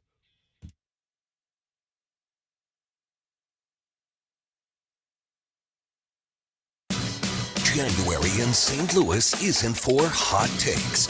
It's for people who know the game. From Cardinals spring training and NFL playoffs to the transfer portal and the Blues playoff push, the Gas House Gang breaks it all down. Ackerman, Ranchi, Miklas, and Claiborne have covered it all, and they break it down the right way. This is the Gas House Gang from KMOX. Daily at noon on 104.1 FM KMOX, America's sports voice. This is it. Tonight, the final wild card matchup, and FanDuel is turning on playoff mode. All customers are getting a Profit Boost pack every NFL playoff game day, and tonight, you're going to find a pack loaded with multiple Profit Boosts waiting for you in the app. I personally like Houston to beat Pittsburgh tonight. I think the Steelers are kind of lucky to be there. Sorry, Steelers fans. And you could take your shot on an upset if you want, or build a parlay that fits the moment, then apply your Profit Boost and go after even bigger payouts while the playoffs really get rolling here. Go to FanDuel.com/Missouri. That's FanDuel.com/Missouri, an official sportsbook partner of the NFL. Grab your Profit Boost pack every NFL playoff game day. 21 plus and present in Missouri. Opt-in required. Bonus issued as non-withdrawable Profit Boost tokens. Restrictions apply, including any token expiration and max wager amount. See terms at sportsbook.fanduel.com. Gambling problem? Call 1-800-GAMBLER. When it comes to affordable term life insurance, everyone's whistling the Big Lou tune. If you're over 50, maybe a bit porky, or have type 2 diabetes, $1 million of term insurance may only cost about $200 a month. Even if you're not in perfect health, call Big Lou, because he specializes in finding big chunks of affordable term life insurance for just about everyone. Don't let diabetes or other health glitches keep you from owning $500,000 to $1 million or more of term life insurance. For affordable term life insurance, call Big Lou. Don't hesitate. Call 800-700-6898, 800-700-6898, or visit biglou.com. Call Big Lou, don't hesitate, 800-700-6898. Call Big Lou, don't hesitate, 800-700-6898. Visit biglou.com.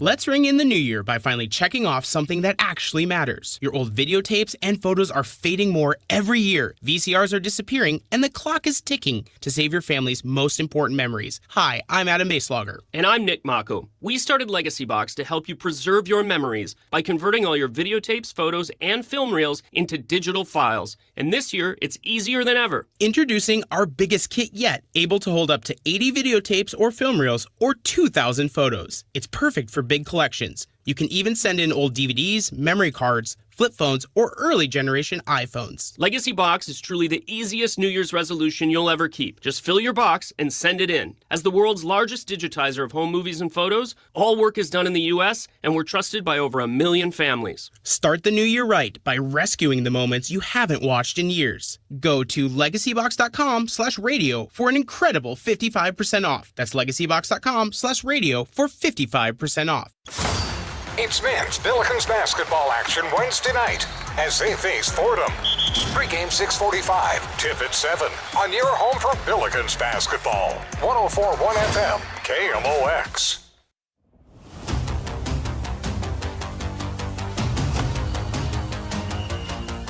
It's Graybar Sports Open Line right here on KMOX. My name is Matt Pauley. Certainly appreciate you being with us this evening as we are continuing to talk through a lot of Cardinal stuff. It's mostly Cardinals today. We'll talk NL Central with Jared Willis. He covers the Cubs after the Cubs made the Bregman signing. So what does that mean for the team in Chicago and how that impacts the NL Central moving forward? And then the final half hour of the show, we'll talk a little college football. We'll also talk a little Blues hockey. We'll hear from Jim Montgomery. He spoke with the spoke with the media earlier today. What I want to do right now, we're going to do this through the end of this hour. Every week, and it's very, very cool, and I hope you pay attention to it. Chaim Bloom, Cardinals president of baseball operations, just as John Mozeliak did before him, and there's obviously a long history of Cardinals hierarchy appearing on sports on a Sunday morning. But every Sunday, Chaim Bloom is on with Tom Ackerman. We're going to do a better job here on Sports Open Line on kind of going back through some of the things that Chaim says each week and trying to spotlight specifically what's being said, and I'll give you my thoughts on them. So let's get right to it. So he couldn't really answer the question because, again, the Ryan Stanek signing is not yet official. So until it's official, the Cardinals cannot give comment on it. But Tom, because he has to ask the question, did ask the question about the Stanek signing. I can't address that report specifically, but we've said all winter that having experience in that bullpen is really important, not just because of what players with that experience can bring to you on the field, but also because of the example, the leadership, the mentorship they can provide to a young group. We've seen that the last couple of years. We've been fortunate to have some great veterans in there. It's something that I've seen not just here, but really everywhere I've been, that usually even when you have a young group out there, good pens come together better when you have someone who's been there, done that, can lighten the load, can show people how to handle those ups and downs as they're learning to do that.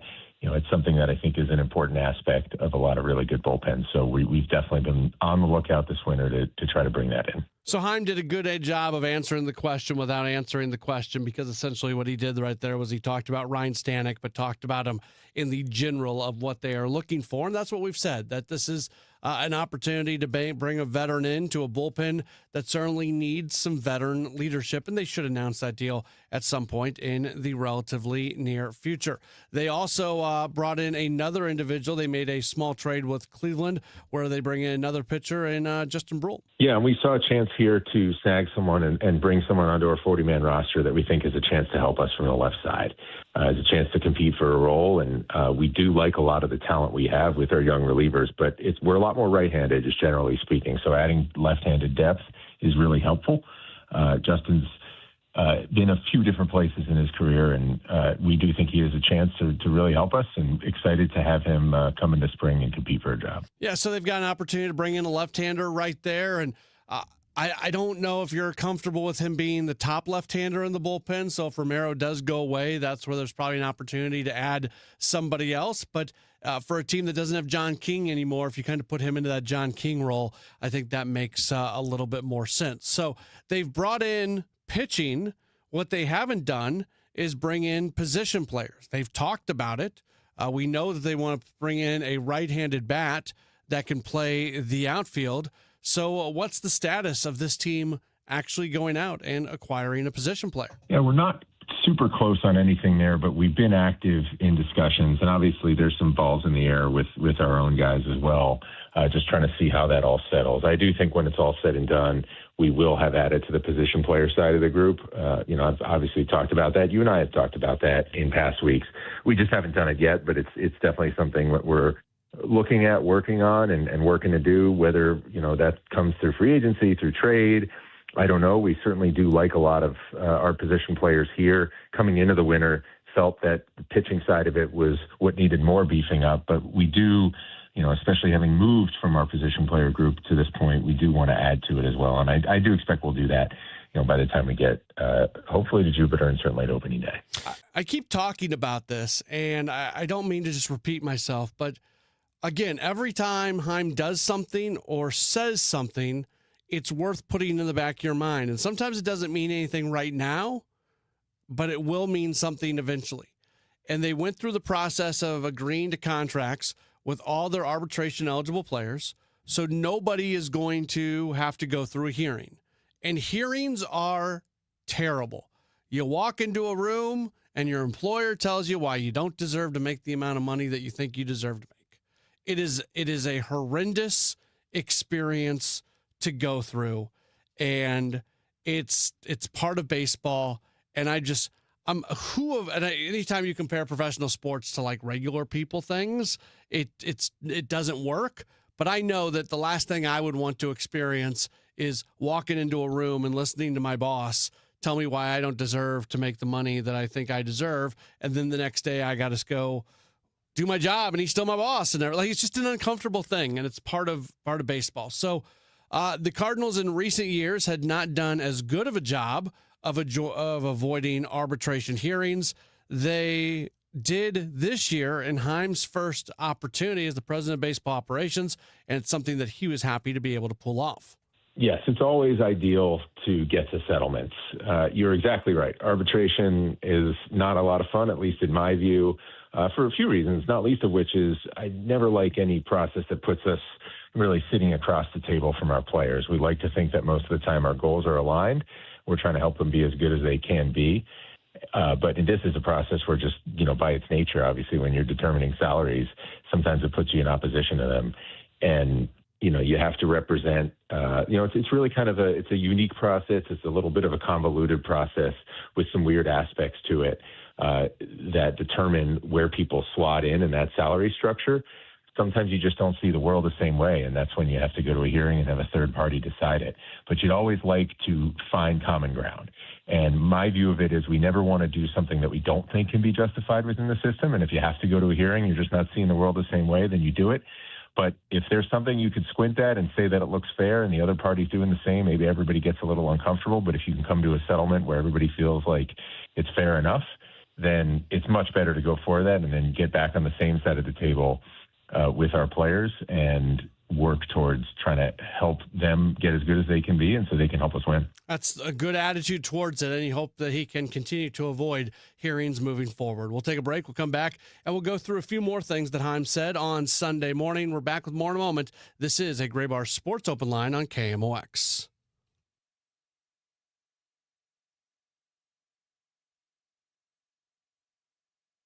They're back and bringing all the hits. This is Rascal Flatts. Rascal Flatts, live at Enterprise Center January 17th. Sing along to all of their best songs. One night, one stage. All the songs you love. Tickets still available at Ticketmaster.com. For more information, KMOX.com/events. If you owe the IRS, you have a legal issue, and you need the Lance Drury Law Firm. We'll protect your rights. Log on at LanceDruryLaw.com. This is Corey from Air Comfort Service Heating, Cooling, and Insulation. There's never a good time for your heating system to stop working. If yours does, no matter what time or day, Air Comfort Service offers 24/7 emergency HVAC service. Contact our award-winning team for 5-star heating service and stay in your comfort zone. For heating and 24/7 emergency service, contact Air Comfort Service Heating, Cooling, and Insulation at aircomfortservice.com. That's aircomfortservice.com. Too many tools, too much stress, and way too many bills. Odoo replaces it all. One connected platform for every part of your business, so you can work faster, smarter, and for less. Odoo, the only software you'll ever need. Try it free today at odoo.com. That's ODOO.com.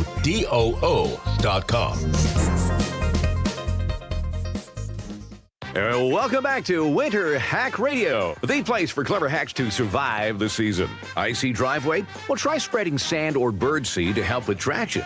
Snowy puppy paws? Well, grab a whisk, brush it off, done. Catch COVID-19? Well, just get... Actually, there's no hack for COVID-19. But if you test positive, prescription medications for COVID exist. Ask your doctor if they're right for you. Visit PfizerForAll.com to learn more. Sponsored by Pfizer. Hey guys, Kevin Wheeler here to tell you about 213 Complex, which is available at supplement superstores. Look, it's the time of year to make things happen with health goals.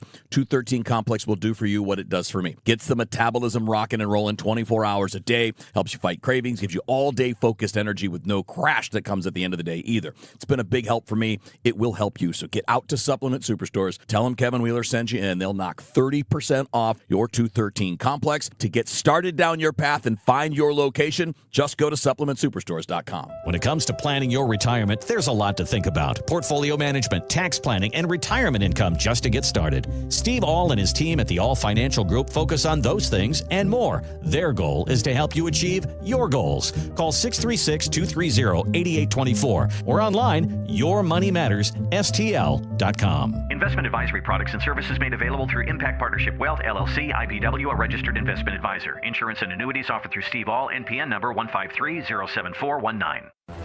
Welcome back to the Gray Bar Sports Open Line. Once again, Matt Pauley on KMOX.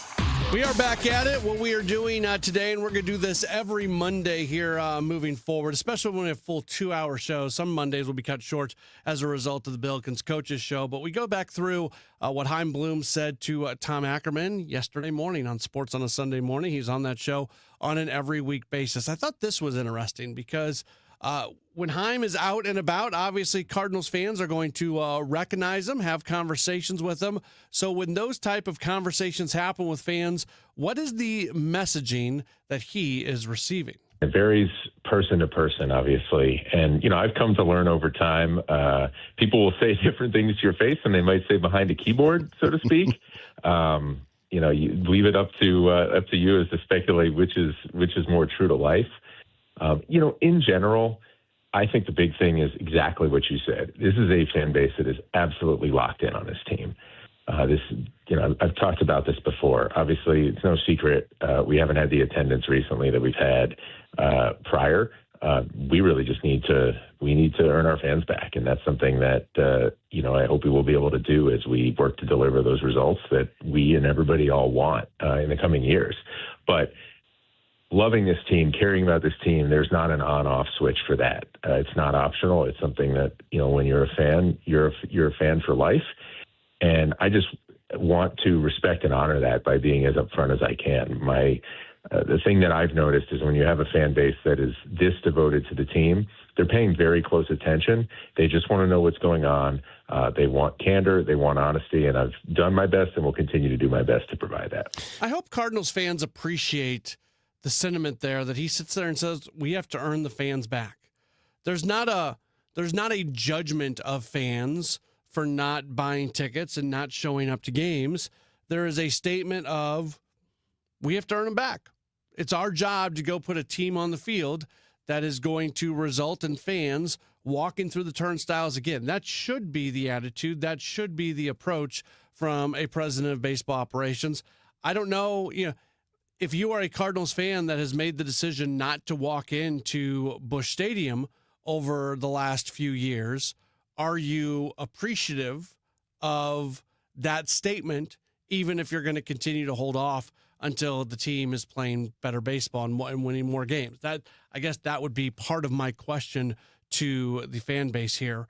And because there are people that just simply are not going to games. I think from a TV standpoint and from a radio standpoint, ratings this past year were great. TV numbers were up big time. People are still very, very, very much locked in on this team, even if they are not walking into Busch Stadium as much as you would like.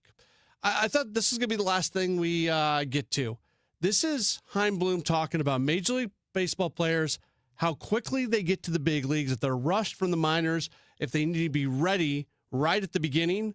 When they get there, development still happening at the big league level. It's just a lot. He had a long answer, so I found this to be very interesting. I think you will as well. It's not either or. It really has to be both. Obviously, we want to do everything we can as an organization to make sure that when players are called upon to help us in the big leagues, when they are brought up, that they're ready to compete at this level, at the toughest level of baseball in the world. And so that obviously is our responsibility as an organization to do everything we can to make that happen and develop and produce as many well-rounded players as we can. But then when they get here, that journey has to continue. You obviously want players who are motivated to do that. The number one most important person in a player's development is the player himself. There's no question about that. But we have a role to play in that too. And players are always growing and changing. I mean, a great example this year, I think, a real 2025 success story. I guess now I should say last year. You saw what Burley did. This is a guy who's already good enough to play in the big leagues. Nobody was looking at this guy and saying he doesn't belong here or, he's not ready to be here. He's a good big league player. He took a real focus on honing in his strike zone and knowing that, swinging more at the pitches he can damage and less at the pitches that he can't was something that could help him get to the next level as a player. He put together a really, with our help and with our hitting team's help, put together a good practice plan to help work on that. And then he saw the results on field. It sounds very simple, but it's really easy at this level just to go through, days, months, seasons without being as purposeful as you need to be to get to that point with a player. And we can't let that happen. That doesn't mean every time you come up with an idea that you're always going to get the types of results, the types of step forward that we saw from Burley this year. But you have a much better chance to get there if you do have that kind of purpose to how you plan and how you practice. And as an organization, we owe it not just to our players, but also to ourselves, to our fans, to do that at scale with everybody. That's just part of what Chaim Bloom had to say when talking with our own Tom Ackerman during Sports on a Sunday morning, yesterday morning. Again, we'll play cuts back from that on Mondays here moving forward. But if you ever want to hear the entire conversation, you can just head to KMOX.com or hop on the Odyssey app, get to the Sports on a Sunday Morning podcast page, and you can go find that. Or you can go to Twitter and go to the KMOX Sports account or Tom's account, and you can find the video stream archive of Sports on a Sunday Morning, and you can listen to that audio. And we really do appreciate how accessible Chaim Bloom has been since taking over. We'll talk with Jared Willis after the 7 o'clock news right here on KMOX. Time now for today's Spotlight on Health Trends, sponsored by Wesley Financial. A more severe flu season is expected this year. Researchers at Vanderbilt University explain this year's dominant H3N2 virus is being driven by a new, more transmissible variant, subclade K, resulting in more people getting sick. The current flu shot is not a perfect match for subclade K, but still offers substantial protection against severe disease, especially in older adults and young children who are most vulnerable. I'm Margie Schaefer. Wesley Financial Group is not a law firm. I'm Chuck McDowell, founder of Wesley Financial Group. Did you buy a timeshare because they told you it was a great investment? That's a lie.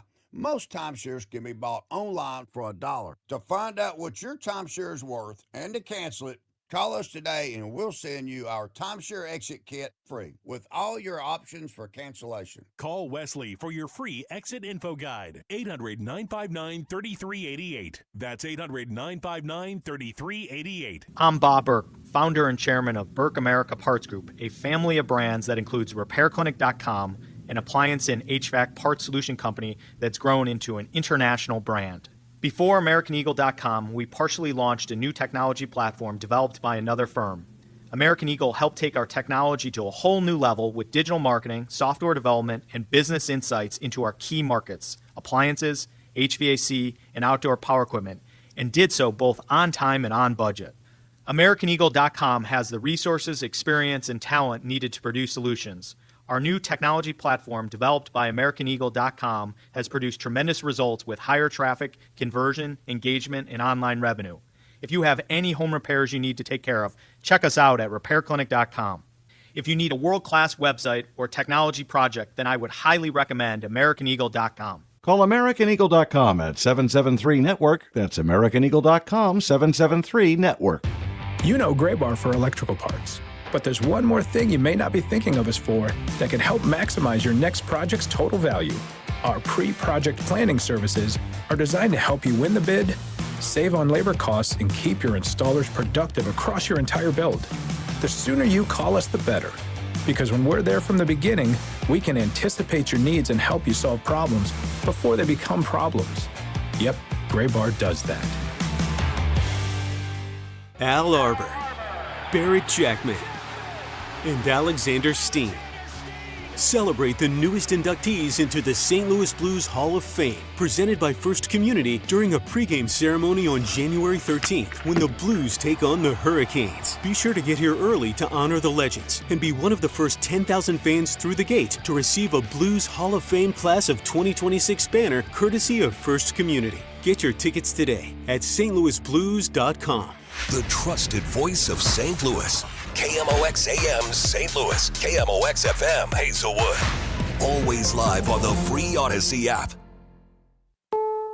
This is CBS News on the Hour, your home for original reporting. I'm Jennifer Kuiper. Iran is experiencing nationwide anti-government protests, which have become increasingly violent. President Trump has threatened possible military action and says all options are on the table. Iranian leaders warn they're prepared for conflict. CBS's Nora O'Donnell spoke with Iran's exiled crown prince, Reza Pahlavi. The Iranians are fighting a fight defenseless and unarmed against an extremely brutal regime. The game changer would be for this regime to know that they cannot rely anymore on a continued campaign of repression without the world reacting to it. CBS's Olivia Rinaldi reports. In addition to potential military strikes, which could include ballistic missiles going into Iran, the president was also briefed on potential covert operations. Those could include cyber operations and psychological campaigns that could be waged inside Iran in some of their infrastructure. The state of Minnesota and the Twin Cities are suing the federal government to stop the immigration enforcement surge. Minnesota Attorney General Keith Ellison. The Trump administration's decision to target Minnesota and Twin Cities is motivated by a desire to retaliate against Trump's perceived political opponents, who are the people of the state of Minnesota and the Twin Cities, rather than any good faith concerns about immigration enforcement, public safety, or law enforcement. The lawsuit seeks a temporary restraining order to stop the enforcement action or limit the operation.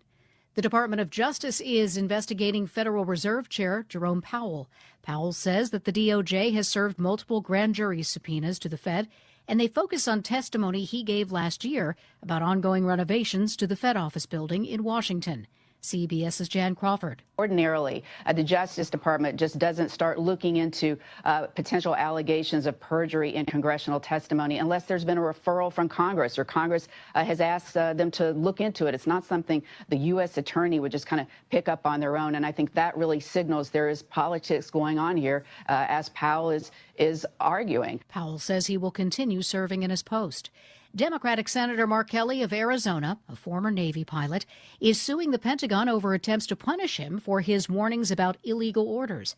CBS's Weijia Zhang has details. Senator Kelly has filed a lawsuit to block Secretary Hegseth from stripping his Navy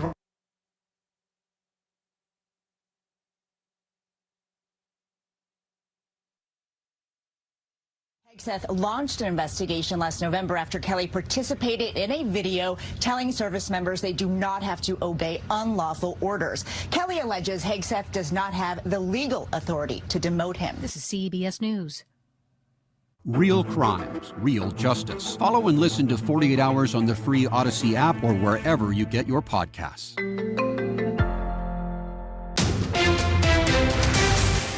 At 7:03, it's a mostly cloudy sky. Right now, 44 degrees downtown at the Arch. Multiple monkeys and at least one goat remain at large in St. Louis City, with the Department of Health saying AI images of the monkeys are making it harder to verify their locations.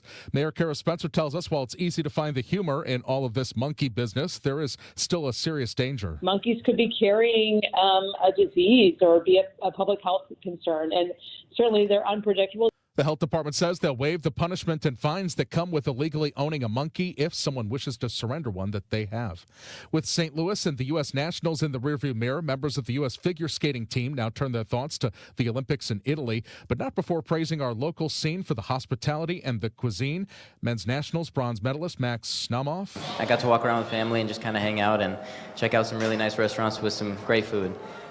So definitely looking forward to coming back here sometime. Naumoff added the competition atmosphere and the crowd at Enterprise Center were first class.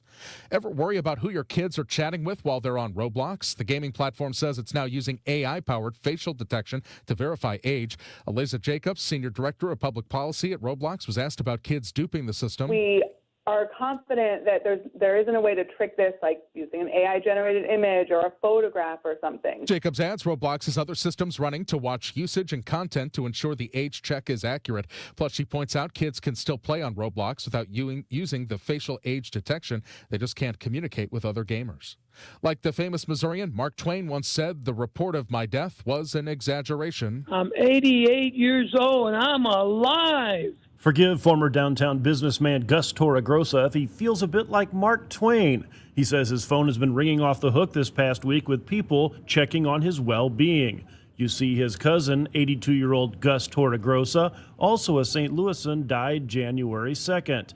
The very much alive Torregrossa says he and the radio station go way back. I was Santa Claus for KMOX with Charlie Brennan, my buddy.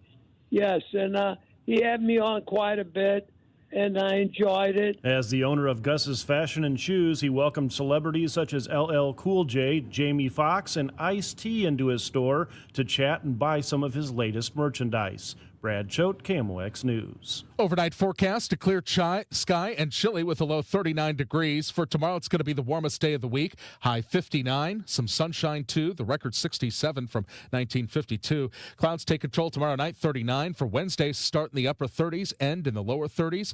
And we'll have some sun. It is going to be windy, though. Right now, a cloudy sky, 44 degrees. Downtown at the Arch feels like 41. I'm Michael Calhoun, KMOX News.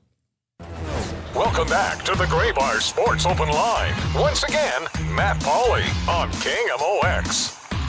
Back at it on KMOX. It is a Gray Bar Sports Open Line. My name is Matt Pauley. Great to have you with us today. We take you for the next hour or so up until 8 o'clock. That's when we'll wrap up tonight. And then after that, we are going to have our Gas House Gang replay from 8 o'clock to 9 o'clock. Right now, very happy to welcome on to the program. He's one of our favorite people to be able to talk baseball with.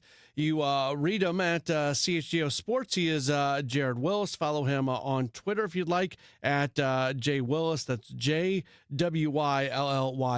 Jared, always appreciate you taking the time with us. How are you? I'm doing well. Thanks for having me on. Yes, I was joking like a week ago that, you know what, this Cubs team, the roster, I wasn't joking. I was saying something that I believed, that I thought the roster with where it was at was probably going to be kind of what they were going to be this year.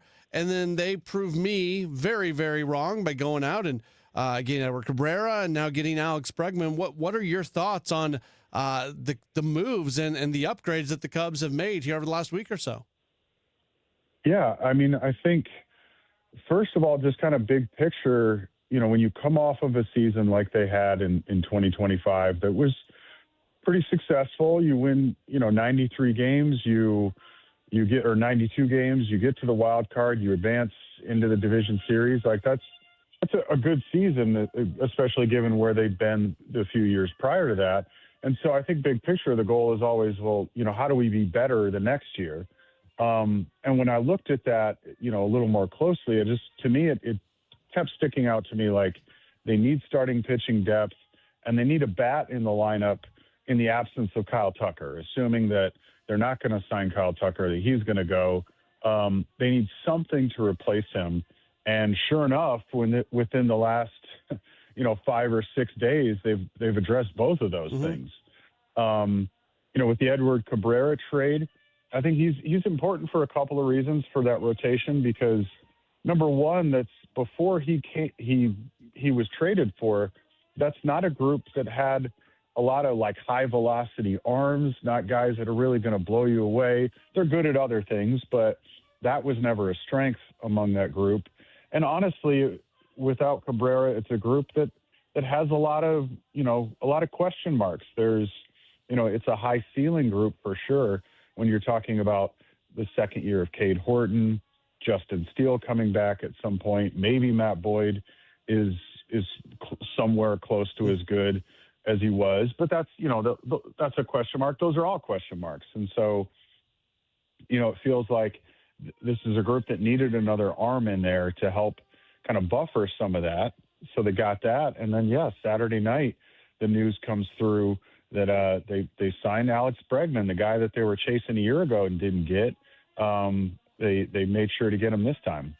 Yeah, and the reports are that the Red Sox evidently didn't believe Bregman's camp that he had another deal out there, and then he obviously had it. Did the Cubs play, especially coming off a year like you just alluded to, where they didn't get him? Did the Cubs play this contract negotiation in a perfect spot, almost getting the Red Sox to kind of self-sabotage there at the end? Yeah, it really seems that way. And it seems like, when you look at the difference between what it appears like the two offers were, it was a $10 million difference overall.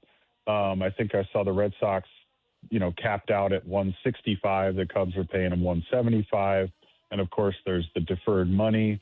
And so, they really navigated this successfully, because if the Red Sox genuinely didn't know or didn't believe, then you kind of have to tip your cap to the Cubs front office, who's a group that's usually fairly good at keeping stuff like this fairly quiet until it happens. You don't usually see a whole lot of leaks or that sort of thing. So I could buy the fact that the Red Sox just genuinely weren't aware. I say this as someone standing behind a microphone and not as somebody who works in a baseball front office, but some of the numbers would indicate that Wrigley Field is not the best venue for Bregman's profile. Do you give any stock to that? Yeah, I think that's a fair concern, or at least something that I would hope that gave the Cubs front office pause. That this is something we need to consider.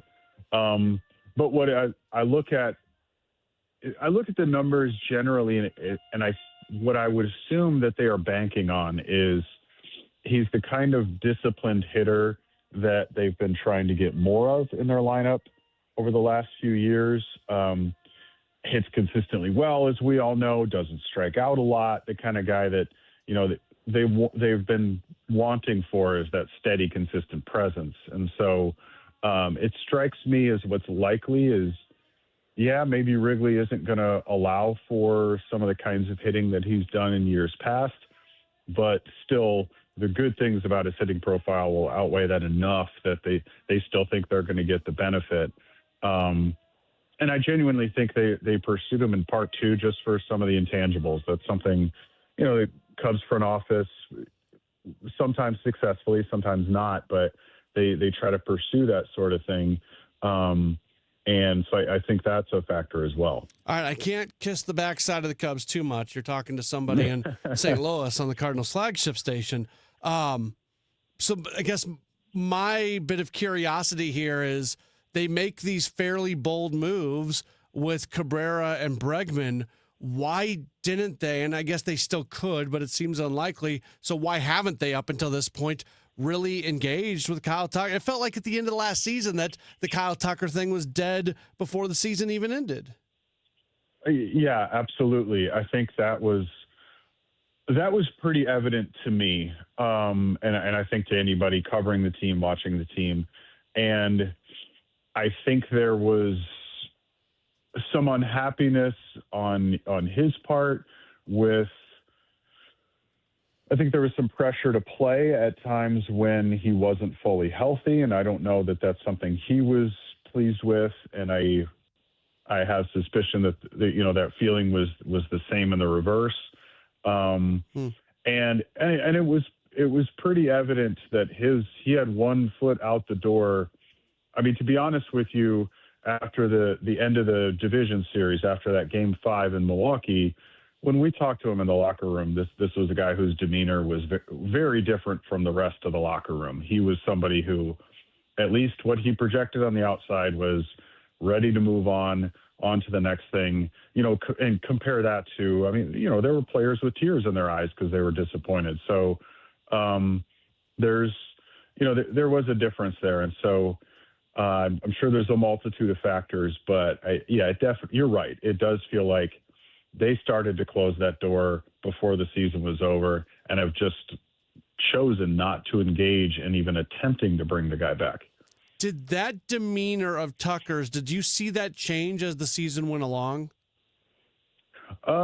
He was always, like, from the start of the season, even when they traded for him last winter and he came to the Cubs convention last January, his demeanor is very, I don't know, stoic is probably not the perfectly right word, but he's a very understated sort of guy, at least publicly when he's talking to media and that sort of thing. Players have told me that privately he lets loose a little bit more, but with us, his demeanor was pretty consistent.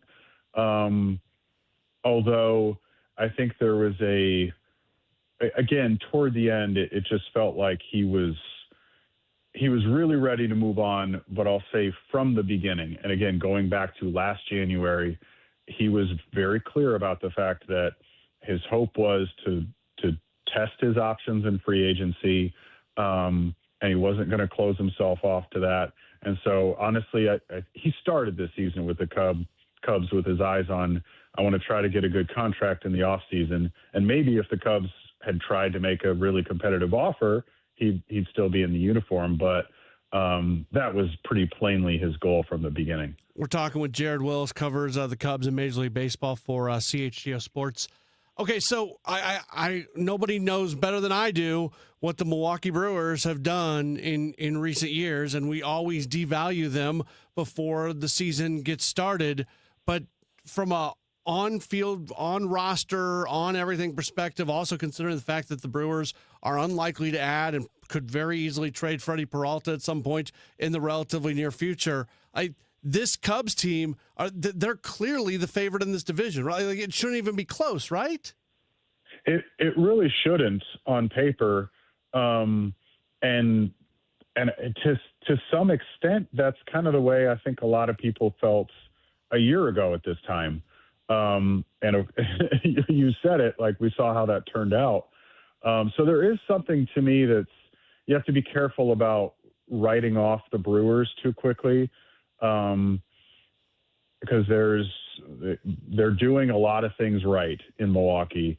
And so you can't, I'm very cautious about just kind of assigning, relegating them to second place of the division or something like that.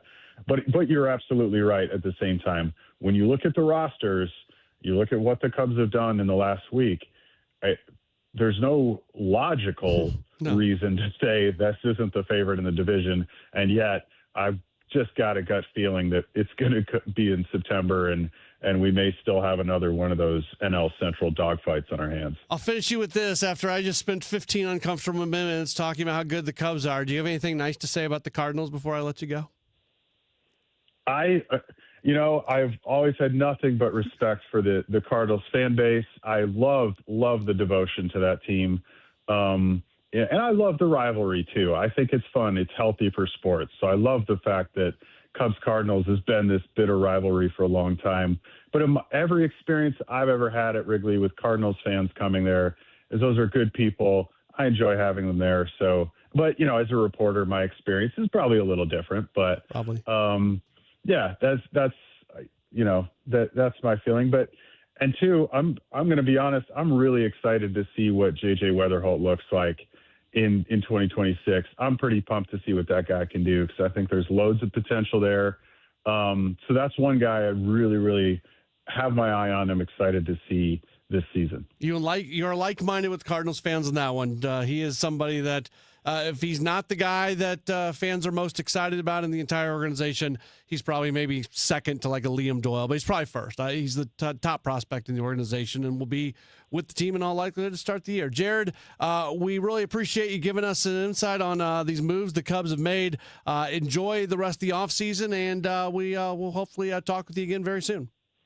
Sounds good. Thank you. Awesome. That's Jared Willis joining us. Just a great job covering baseball, covers the Cubs for CHGO. They're part of the All City Network. You can follow him on Twitter at JWillis, WYLLYS. And yeah, the Cubs, it's uncomfortable to say, but you got to give credit where credit is due with the moves they just made.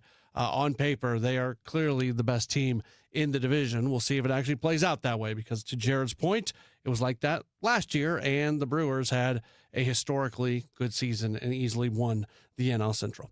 We've got more to get to. Don't go anywhere. You are locked into a Gray Bar Sports Open Line right here on KMOX.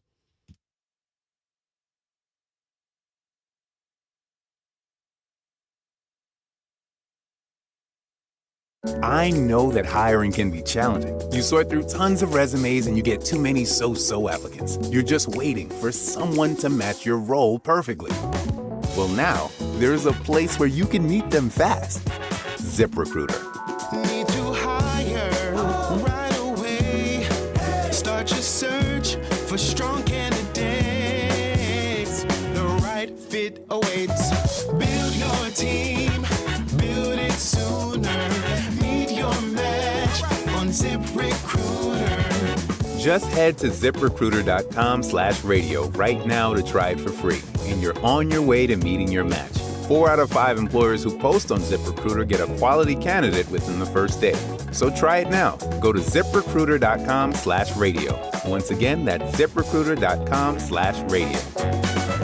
Meet your match on ZipRecruiter. Try it free. Hey, can you blow up some balloons for Jack's party? I can't. I'm so congested. You need Sinex Saline from Vicks. Sinex Saline Nasal Spray? Yeah, just Sinex. Breathe.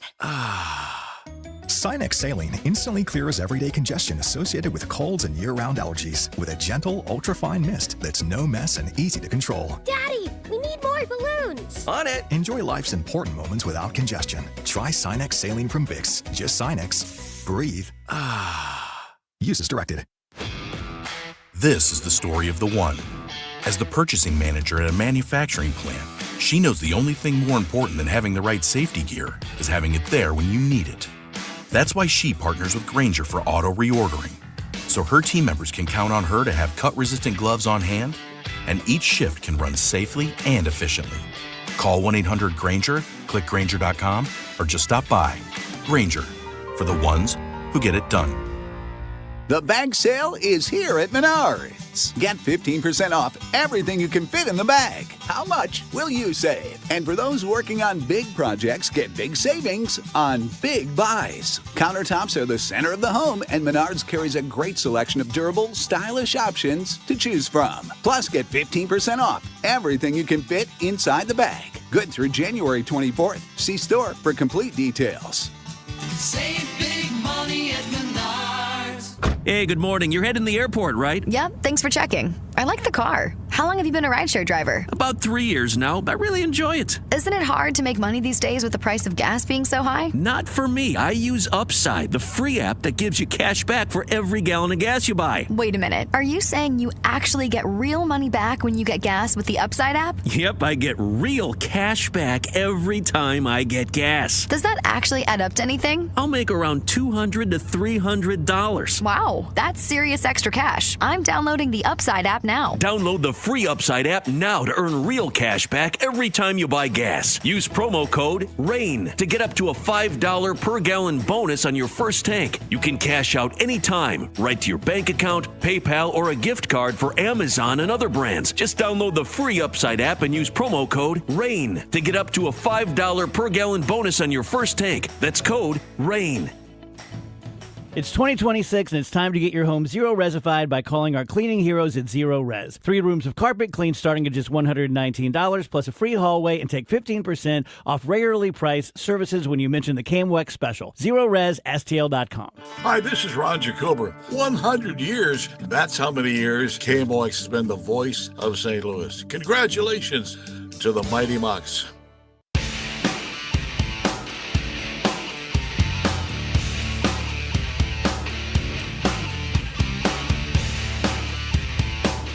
We're back at it here on KMOX. It's the Gray Bar Sports Open Line. We have you for the next 35 minutes or so till 8 o'clock. Then we've got our Gas House Gang replay. That's going to be coming up at 8 o'clock this evening. Couple programming notes for you that for the rest of the week, we are going to have Countdown to Opening Day this week.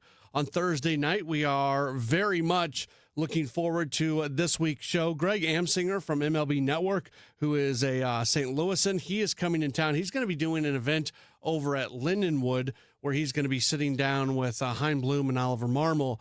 And with him being in town, we were able to get a little bit of his time to sit down. So Mike Claiborne and myself are going to sit down with Greg for an extended conversation, and you're going to be able to hear that coming up on Thursday night. So we are very, very, very much looking forward to that. Also, a reminder of what's coming up this weekend. It is a big weekend with both winter warm-up and Cardinals Caravan going on. Winter warm-up is going to be on Saturday and Sunday this year. They reduced it by a half day. On Monday, they would end it a little bit earlier than they ended it on Saturday and Sunday. They were able to get all the stuff that they would generally do over like a 2.5 day event. They were able to get it into the 2 days as far as the main stage things. Autographs and all that is still available. So you can go to cardinals.com/WWU and check that out for yourself. We are going to be broadcasting live, I believe, starting at 10 in the morning on both Saturday and Sunday, and then going into the mid-afternoon. And just about everybody associated with the Cardinals is going to join us at some point. It's one of my favorite weekends of the year. So hopefully we see you there, and you can actually stop in to Cardinals Nation Restaurant and Bar and say hello. That's where we broadcast the show from, our broadcast booth there at Cardinals Nation. If you don't make it to winter warm-up, would encourage you to listen. I also say this, whether you're happy or not happy with what's going on with the St. Louis Cardinals, I don't think any of us can run away from the fact that Cardinals Care, the charitable arm of the organization, does amazing, incredible work in our community and across kind of the Cardinals Nation geographic footprint. And winter warm-up it's generally their number 1 or number 2 fundraiser every year, so they can continue to support all these amazing organizations. And we have seen attendance dip a little bit here in recent years, as you would expect for winter warm-up. And sometimes I think fans take a bit of the same approach with winter warm-up that they do other things. And if that's where you're going, okay, I'm not here to argue with you or shame you or any of that. That's not the point of what I'm trying to say here. But if that is the reason why, I would certainly encourage you to rethink it, because that money does go to Cardinals Care, and it's a really important thing that they do. Plus, it's a lot of fun. You can take the family out. They do a lot of events. So that's going to be going on Saturday and Sunday. Again, cardinals.com/WWU is where you go. A few messages that are coming in that I do want to address from the 314. Says, I just have to say, as a lifelong Cardinal fan, that I have no interest in watching a rebuilding team. I hope it works out so I can go back to watching them in the future. However, I will not be watching or listening to them very much this year. I don't think that maybe I'm wrong. I don't think that message represents the majority fan base. Not going to games is one thing, and Cardinals fans have made their voices heard on that very much. But not following along during the rebuild and not being excited about the young players and things like that, I keep mentioning it over and over and over, and I'm not just like trying to be a broken record here. But when attendance goes down but TV ratings go up, that tells you there's still very much interest in the team. There is just a feeling amongst fans that the organization is at a point where they do not want to support it in a way that they are walking into Busch Stadium. I respectfully kind of disagree with that sentiment because of how much I enjoy being able to go to the ballpark. And I think about, the games that I went to as a kid when the team wasn't very good and what that meant to me. But I'm not, that's me. That's probably, that may not be you. And that's fine. If you want to show that, and the organization has certainly noticed it for sure. But not that those people that don't exist that sent that text message, they absolutely do. I think that is I think that's a minority fan viewpoint. And I would also remind them, there's a lot of people who say the Cardinals shouldn't be in a rebuild. Now, are there things that ownership and baseball operations could have done in recent years to avoid where they're at right now? Yeah, of course. Absolutely. I'm not running away from that at all. The team lost its way in many, many areas. And they put themselves in this position, and now they have to build back out of it for a team that was at the absolute forefront of using technology and of having great coaching and enough coaching, just everything, always being at the front of the line. For them to have fallen back the way that they did, the organization did that to themselves. But that doesn't mean that just about every organization in baseball, and sports for that matter, doesn't go through some version of this at some point in time. Sometimes it lasts a little bit longer. Sometimes it lasts a little bit shorter. Sometimes you have some resources to allow yourself to Band-Aid it a little bit more than what the Cardinals are doing right now. But what they're going through is something that most organizations do go through, and I don't think it is that unhealthy. Now, we'll see how long it takes, right? Like, if we're having this exact same conversation a couple years into it, then, well, we'll have a different conversation at that point in time. But it's part of the natural cycle of sports, and you just need to, at this point, all you can do is accept that either you don't accept or you accept the fact, and I accept it, that they've got somebody who's got a plan. They are putting resources into the organization in ways that they have not done previously, and they're going to move forward. Got a message that said, Cardinals' bad attendance is because of Oliver Marmol still being manager. No, it's not. It's because they're not winning enough games. Guess what? If the Cardinals go win 90-plus games and Oliver Marmol's the manager, attendance is going to go up. And if they had a different manager and they were winning the exact same number of games that they won the last year, last 2 years, last 3 years, attendance would be exactly the same. To put a 1-to-1 correlation between attendance and Oliver Marmol is incorrect. It is about winning. And it's not just about winning, it's about having confidence that the organization is doing the things that need to do that result in winning. That's where I'll be curious this upcoming year, because I know that there's legitimate excitement about this young group that's going to be graduating to the big leagues over the next year or so. There's excitement about J.J. Weatherholt. There's excitement about Quinn Matthews. There's excitement about Liam Doyle. There's excitement about Joshua Baez. There's excitement about all these guys.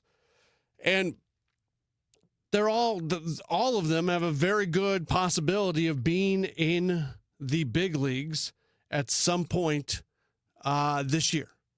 And that's exciting.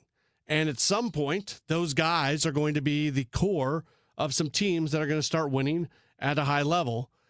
I will be curious to watch that as those guys get to the big leagues and start to have some level of success and the winning starts to increase, but maybe the winning is not yet at a level where you're looking at them as being a legitimate division contender or a legitimate World Series contender, if the attendance will start to tick up during that time. Like I tell people, if somebody asks me, hey, why should I spend my hard-earned money to go to see a Cardinal game? The first answer I always give is because you don't know what Mason Wynn's going to do that day.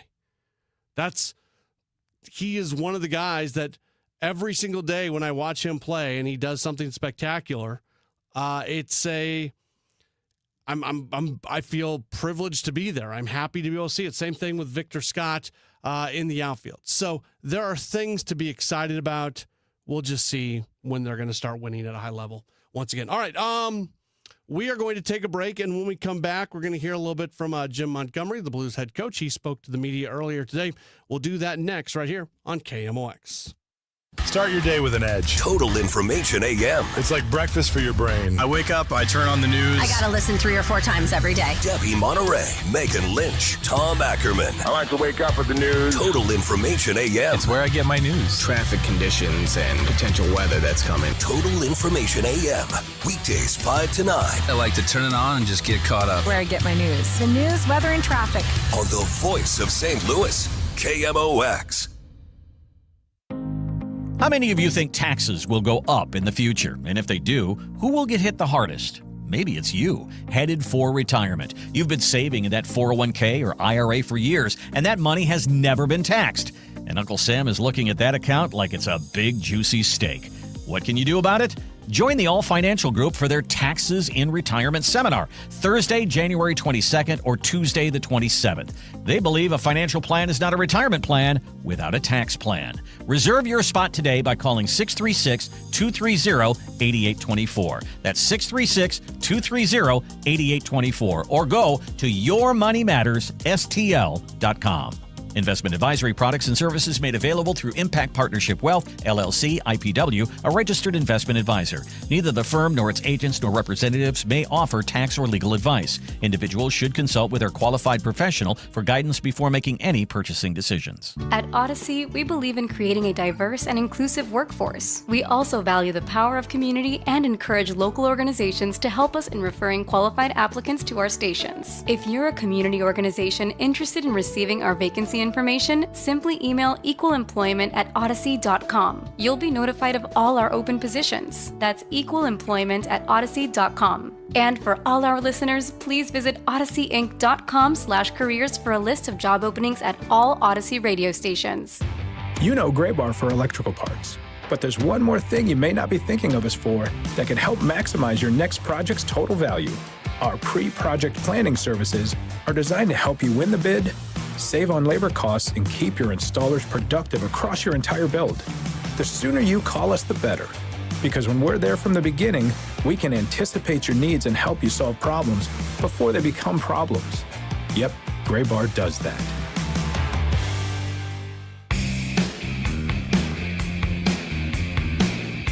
Back at it on the Graybar Sports Open Line right here on KMOX. Well, the St. Louis Blues, the struggles, I guess, continue. The struggles in terms of winning games, because they did not do that on this 3-game road trip that they just wrapped up. A 7-3 loss to the Blackhawks, which was not great. A 4-2 loss to Utah, where they liked the effort, but the results weren't there, and then they wrapped things up with a loss to the Golden Knights, and now they are set to return to action back at home coming up tomorrow evening when they take on Carolina. That's going to be a 6:30 puck drop over at the Enterprise Center. Head coach Jim Montgomery met with the media earlier today. A couple injury things. Let's start with Robert Thomas. He's dealing with a bit of a lower body issue. He did not practice today. They referred to it first as just a maintenance day, but then he's obviously a little bit banged up. With that, it sounds like those maintenance days for Thomas, as he continues to fight through some things, could certainly be something that are pretty regular here moving forward. Yeah, possibly. You know, it may be something that we need to address. We're playing it by ear as far as, you know, do we wait till we get the break and he gets a little more rest? And so all those things are balancing. That's why it's day to day right now.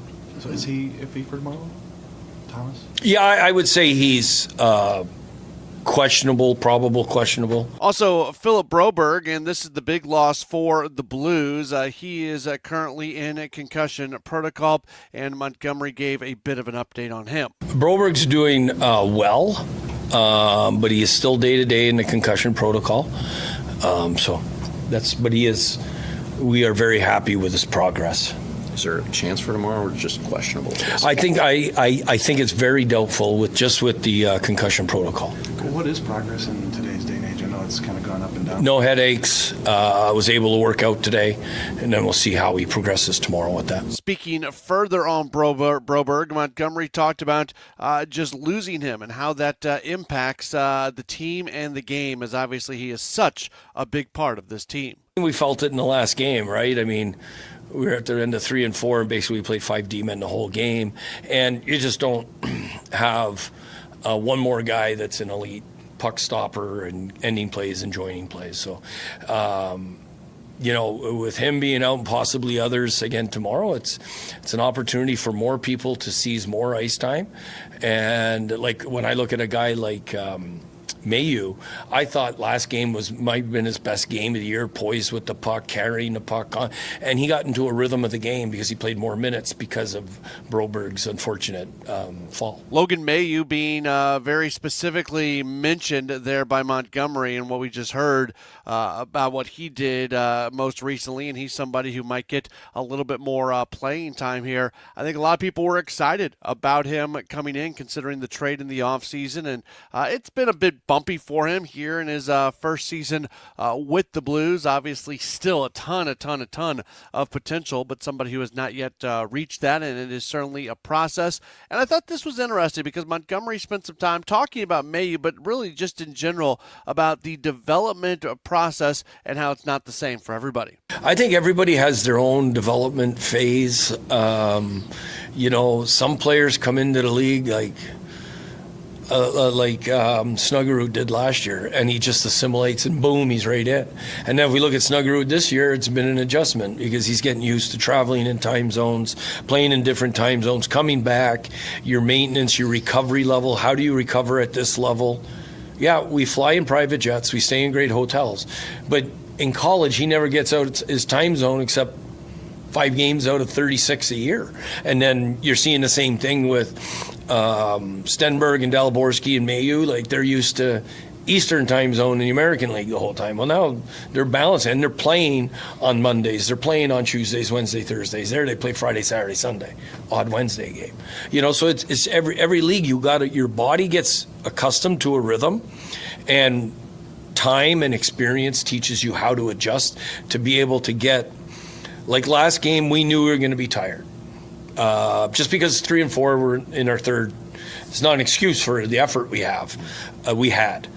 But that being said, Vegas was in their time zone for 4 days. So the advantage is, and now you got to play intelligently and protect the valuable parts of the ice without the puck. And when you have opportunities, you really got to bear down. And that's learning how to bring your C game to a B+ game to give yourselves an opportunity to win, which makes what Colorado's doing that much more impressive. And then a little bit of a different topic today, because tonight's a big night over at the MAC as the Blues Hall of Fame induction ceremony is taking place. And it had previously been announced that former Blues forward and radio analyst Kelly Chase is being honored with the annual True Blue Award. Montgomery talked about that a bit and how deserving Chase is to win that award. Chaser is getting a well-deserved and earned award for what he did as a player here, what he's done for the city, and I remember my rookie year coming here and getting here for training camp, and it was the floods of '93, and going to throw sandbags down was Chaser. Like, it's just what he did. He spearheaded that. And then, what he's done as a broadcaster in this town, what he's done as an alumni in this town, like what he's done for the Blue Node is reminiscent of Bobby Plager. And so that's why it's really well deserved. And I do think that when we look at the 3 guys going in, I'm going to brown nose a little bit here to my future boss here, Steiner, but a guy that was instrumental in the 2019 Stanley Cup, instrumental in the years of success under Hitch, one of the Hitch's go-to players. So again, another guy that understands what it means to wear the Blue Note in this city. Bear Jackman, unbelievable human being, unbelievable teammate, fought for the Blue Note, would do anything for the Blue Note, and still does. Spearheads the alumni, and I just know what he does in the community with youth hockey, because as he coaches my son, that's also on the same team as his son. And then Al Arbour, Hall of Fame coach, one guy early that Scotty Bowman leaned on, and probably learned from Scotty. So it just talks about the lineage and the importance of the tradition of the Blue Notes. Chase, a part of a Blues alumni group that's very active in St. Louis, and the Blues alumni group tends to be more active than most alumni groups across the NHL. Montgomery spoke to why that is, why St. Louis is so strong in hockey alumni. To me, it's the city. The people in St. Louis are special. They make you feel like you've been born and raised here. And also, I feel like St. Louis City, like most of the alumni for years have been Canadians, and Canadians are family people, and St. Louis has a great family community. So I think that's why it's been that bond. It'll be interesting to see as diverse as the NHL dressing rooms have become with the influx of Americans and Europeans, if Americans really will stay in St. Louis when they're from Minnesota or Boston.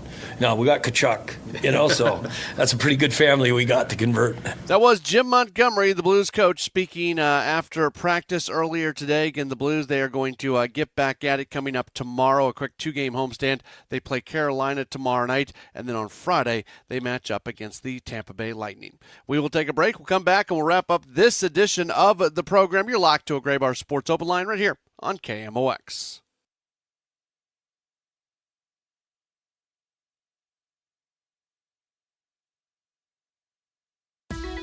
Taking care of your health should be simple. And with the Neovitin monthly subscription, it finally is. Choose your doctor-formulated multivitamin and we'll deliver it straight to your door every month. No more running out, no more remembering to reorder, just consistent nutrition made easy. Plus, subscribers save 10% every month and can pause or cancel at any time. Visit neovitin.com and start your subscription today. Neovitin, trusted nutrition every day. Attention business owners with a net income over $500,000. You need to work with a tax strategist that understands your entrepreneurial mindset. Download the most recent white paper written by E3 Consultants Group titled The Power of a Professional Tax Strategy Team. Go to e3wealth.com/radio to obtain a copy. It's time to learn about wealth and tax strategies that protect your personal and business economy. E3 is ready to help you think differently about your finances. Educate, empower, enlighten. That's the E3 difference. Selling your home? Every situation is unique. Find the best options that are right for you from the real estate team who offer more options. My friends Mark and Neil Gelman of eXp Realty. Check out the only agents I trust. Go to thegelmanteam.com. That's thegelmanteam.com. Finding great candidates to hire can be like, well, trying to find a needle in a haystack. Sure, you can post your job to some job board, but then all you can do is hope the right person comes along, which is why you should try ZipRecruiter for free at ZipRecruiter.com/radio. ZipRecruiter doesn't depend on candidates finding you. It finds them for you. Its powerful technology identifies people with the right experience and actively invites them to apply to your job. You get qualified candidates fast. So while other companies might deliver a lot of hay, ZipRecruiter finds you what you're looking for.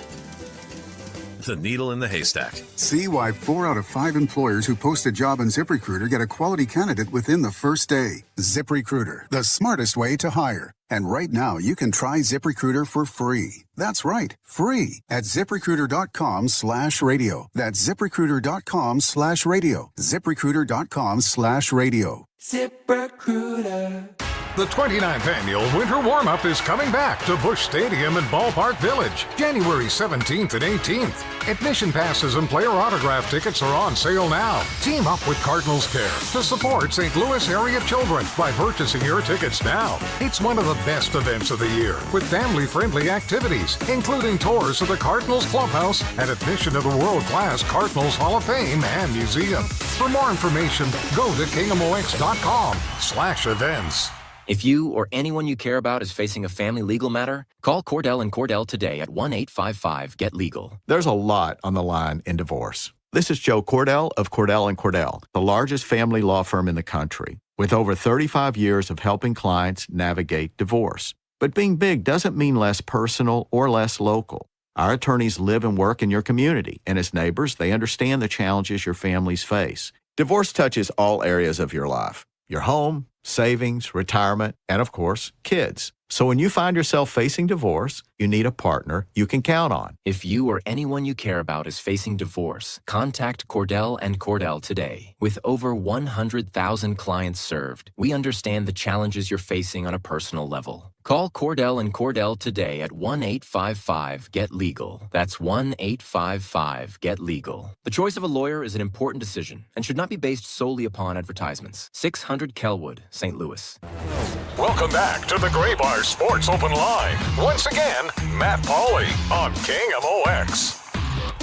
Starting to wrap things up on this edition of a Gray Bar Sports Open Line right here on KMOX. 1 week from today, it is going to be the College Football Playoff National Championship game. You're going to hear a little bit about that here on KMOX. You already heard, but with Tom Ackerman being an alum of Indiana and Kevin Wheeler having gone to Miami, you're going to hear a lot from those two guys, and it is probably going to infiltrate its way into our programming fairly often. I wanted to mention something really quick, and I'm not trying to make too big of a deal out of something, but I found this to be interesting because, and I don't want to always be the guy yelling at clouds, right? Like I'm tired, especially right now. We just went through a college football playoff that was awesome, and college athletics as a whole are awesome. And so often we get caught up in the not so great stuff going on off the field, the way college athletics has changed. And I am as guilty or more guilty than everybody. Like there is culpability here. But I'm tired of, we're in a period right now where we're focusing on what's going on the field, yet people like to come back around and discuss the things that are going on off the field. And I'm going to do it right now. But I do think over and over recently when we have spoken about the issues in college athletics and how there's no guardrails anymore and there's just no rules, and the NCAA is in a spot right now where they can't enforce anything. And every time they do enforce something, it basically gets thrown down in court. And there have been people, and I don't disagree with these people, there have been people who have said, look, the NCAA has to step in here. The NCAA has to show some guts. The NCAA has to rein this thing back in. Like that has been said over and over and over again. And in theory, I agree. In practice, I don't know if it's going to be possible. And another example of that has happened. So Ole Miss quarterback Trinidad Chambliss, who was awesome in the college football playoff, and it's just a great story. A kid who came into Ole Miss to be the backup and turned into a legitimate star. Well, his eligibility had run out. He's a guy who'd spent some time at a JUCO. Vanderbilt's Diego Pavia got an extra year of eligibility because they went to court and basically said junior college eligibility should not count against NCAA eligibility. It gets a lot deeper than that, but that's the surface level part of the story, and that's all that really matters for this. So for whatever reason, and I don't completely understand why, there have been other individuals who have spent some time at the junior college level who have not gotten this extra year of eligibility like Diego Pavia got, and Trinidad Chambliss is one of those guys. And Chambliss appealed and appealed and appealed and appealed to the NCAA. Actually, I think he had a legitimate case to be argued, but it didn't do anything because the NCAA kept saying, "No, Chambliss, your eligibility is up." Well, yesterday, the lawyer for Trinidad Chambliss, in a statement to ESPN, said that they are filing suit against the NCAA. They're doing it, by the way, they're doing it in state court in Mississippi. That's going to be a court. I'm not trying to make assumptions out of the court system, but I would think it's going to be a much more friendly court system to the Ole Miss quarterback in the state of Mississippi than it's going to be somewhere else, as long as they don't get a judge who went to Mississippi State or Southern Miss or something, right? But just in general, you would think that the court system in Mississippi, and we could probably say this about any state that's got, any state in the Southeast, whether it be Louisiana, Alabama, Georgia, like any of those, you would think that they would be a little bit more, a little more friendly to the player side of things. But anyways, the lawyer, his name's Tom Mars, he tells ESPN in a statement that they are filing suit in state court for a preliminary injunction that will aim to secure Chambliss' eligibility for 2026. Now, what's notable is the trial lawyer, along with Tom Mars, is William Liston, and he is the general counsel for the Grove Collective, which is Ole Miss's collective for the school's athletes. So basically their NIL fund, for lack of a better term. So this is very much being put forward using Ole Miss money to try to get him to be eligible for another year. The NCAA would not comment until the lawsuit is filed, and they said that they're preparing the complaint for a preliminary and permanent injunction. All right, so this is why this matters. Like, you're like, Matt, why are you talking about eligibility for the Ole Miss quarterback? Does that really matter? Here's why this matters. We sit here and we say, man, NCAA has to put in guardrails. NCAA has to grow a spine. NCAA has to create rules that actually govern college athletics. The NCAA needs to do all these things. Well, I'm not arguing whether or not Chambliss should get the 6th year of eligibility or not, but what I am saying is the NCAA did that. The NCAA put up the guardrails. Hey, Trinidad Chambliss, you can't have a 6th year of eligibility. They put in things to stop that, and now it's going to court. And if they lose, which I bet they do because they lose every single time they go to court, I don't know where the NCAA, and I'm not trying to like cop out for the NCAA. This is their own doing. This is their own doing because they didn't do anything for so long. But we are where we are, and we can't go back in time. So if you're the NCAA and you once again go to court and you get sued and you lose, which is the likely conclusion here, where do you go from there? Why try to enforce any rule when every single time that rule gets challenged, just nothing, there's no meat to it, and it gets overturned in the court system. So keep an eye on this, and we'll see what happens. At some point, this might have to go beyond the NCAA. Not the Trinidad Chambliss thing, but just in terms of the NCAA actually being able to put guardrails in and things like that. At some point, this might go beyond the NCAA.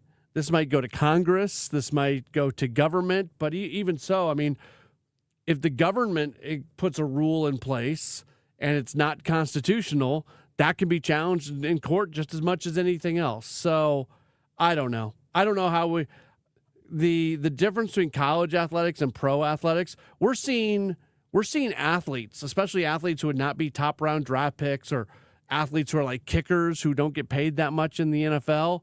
We are seeing more of these guys stick in college because they're going to make more money. And if you want to stick in college because you love the college that you're at and everything, that's fine. But the idea that, hey, I'm gonna stay in college for another year because I'm gonna make more money doing it, like that's a weird spot to be. I was about to say it's a bad spot. I don't know if it is a bad spot because I think college athletes staying in college longer actually is a good thing. But the reason it's happening, the motivation for it, that's the spot that's weird. And here's just another situation where we will see if the NCAA is actually able to prevail in court or not. In all likelihood, it will be the or not. Thanks so much for being tuned in to the program. We've got another full 2-hour show coming up tomorrow. Have a wonderful evening. Our Gas House Gang replay comes up after the 8 o'clock news right here on KMOX.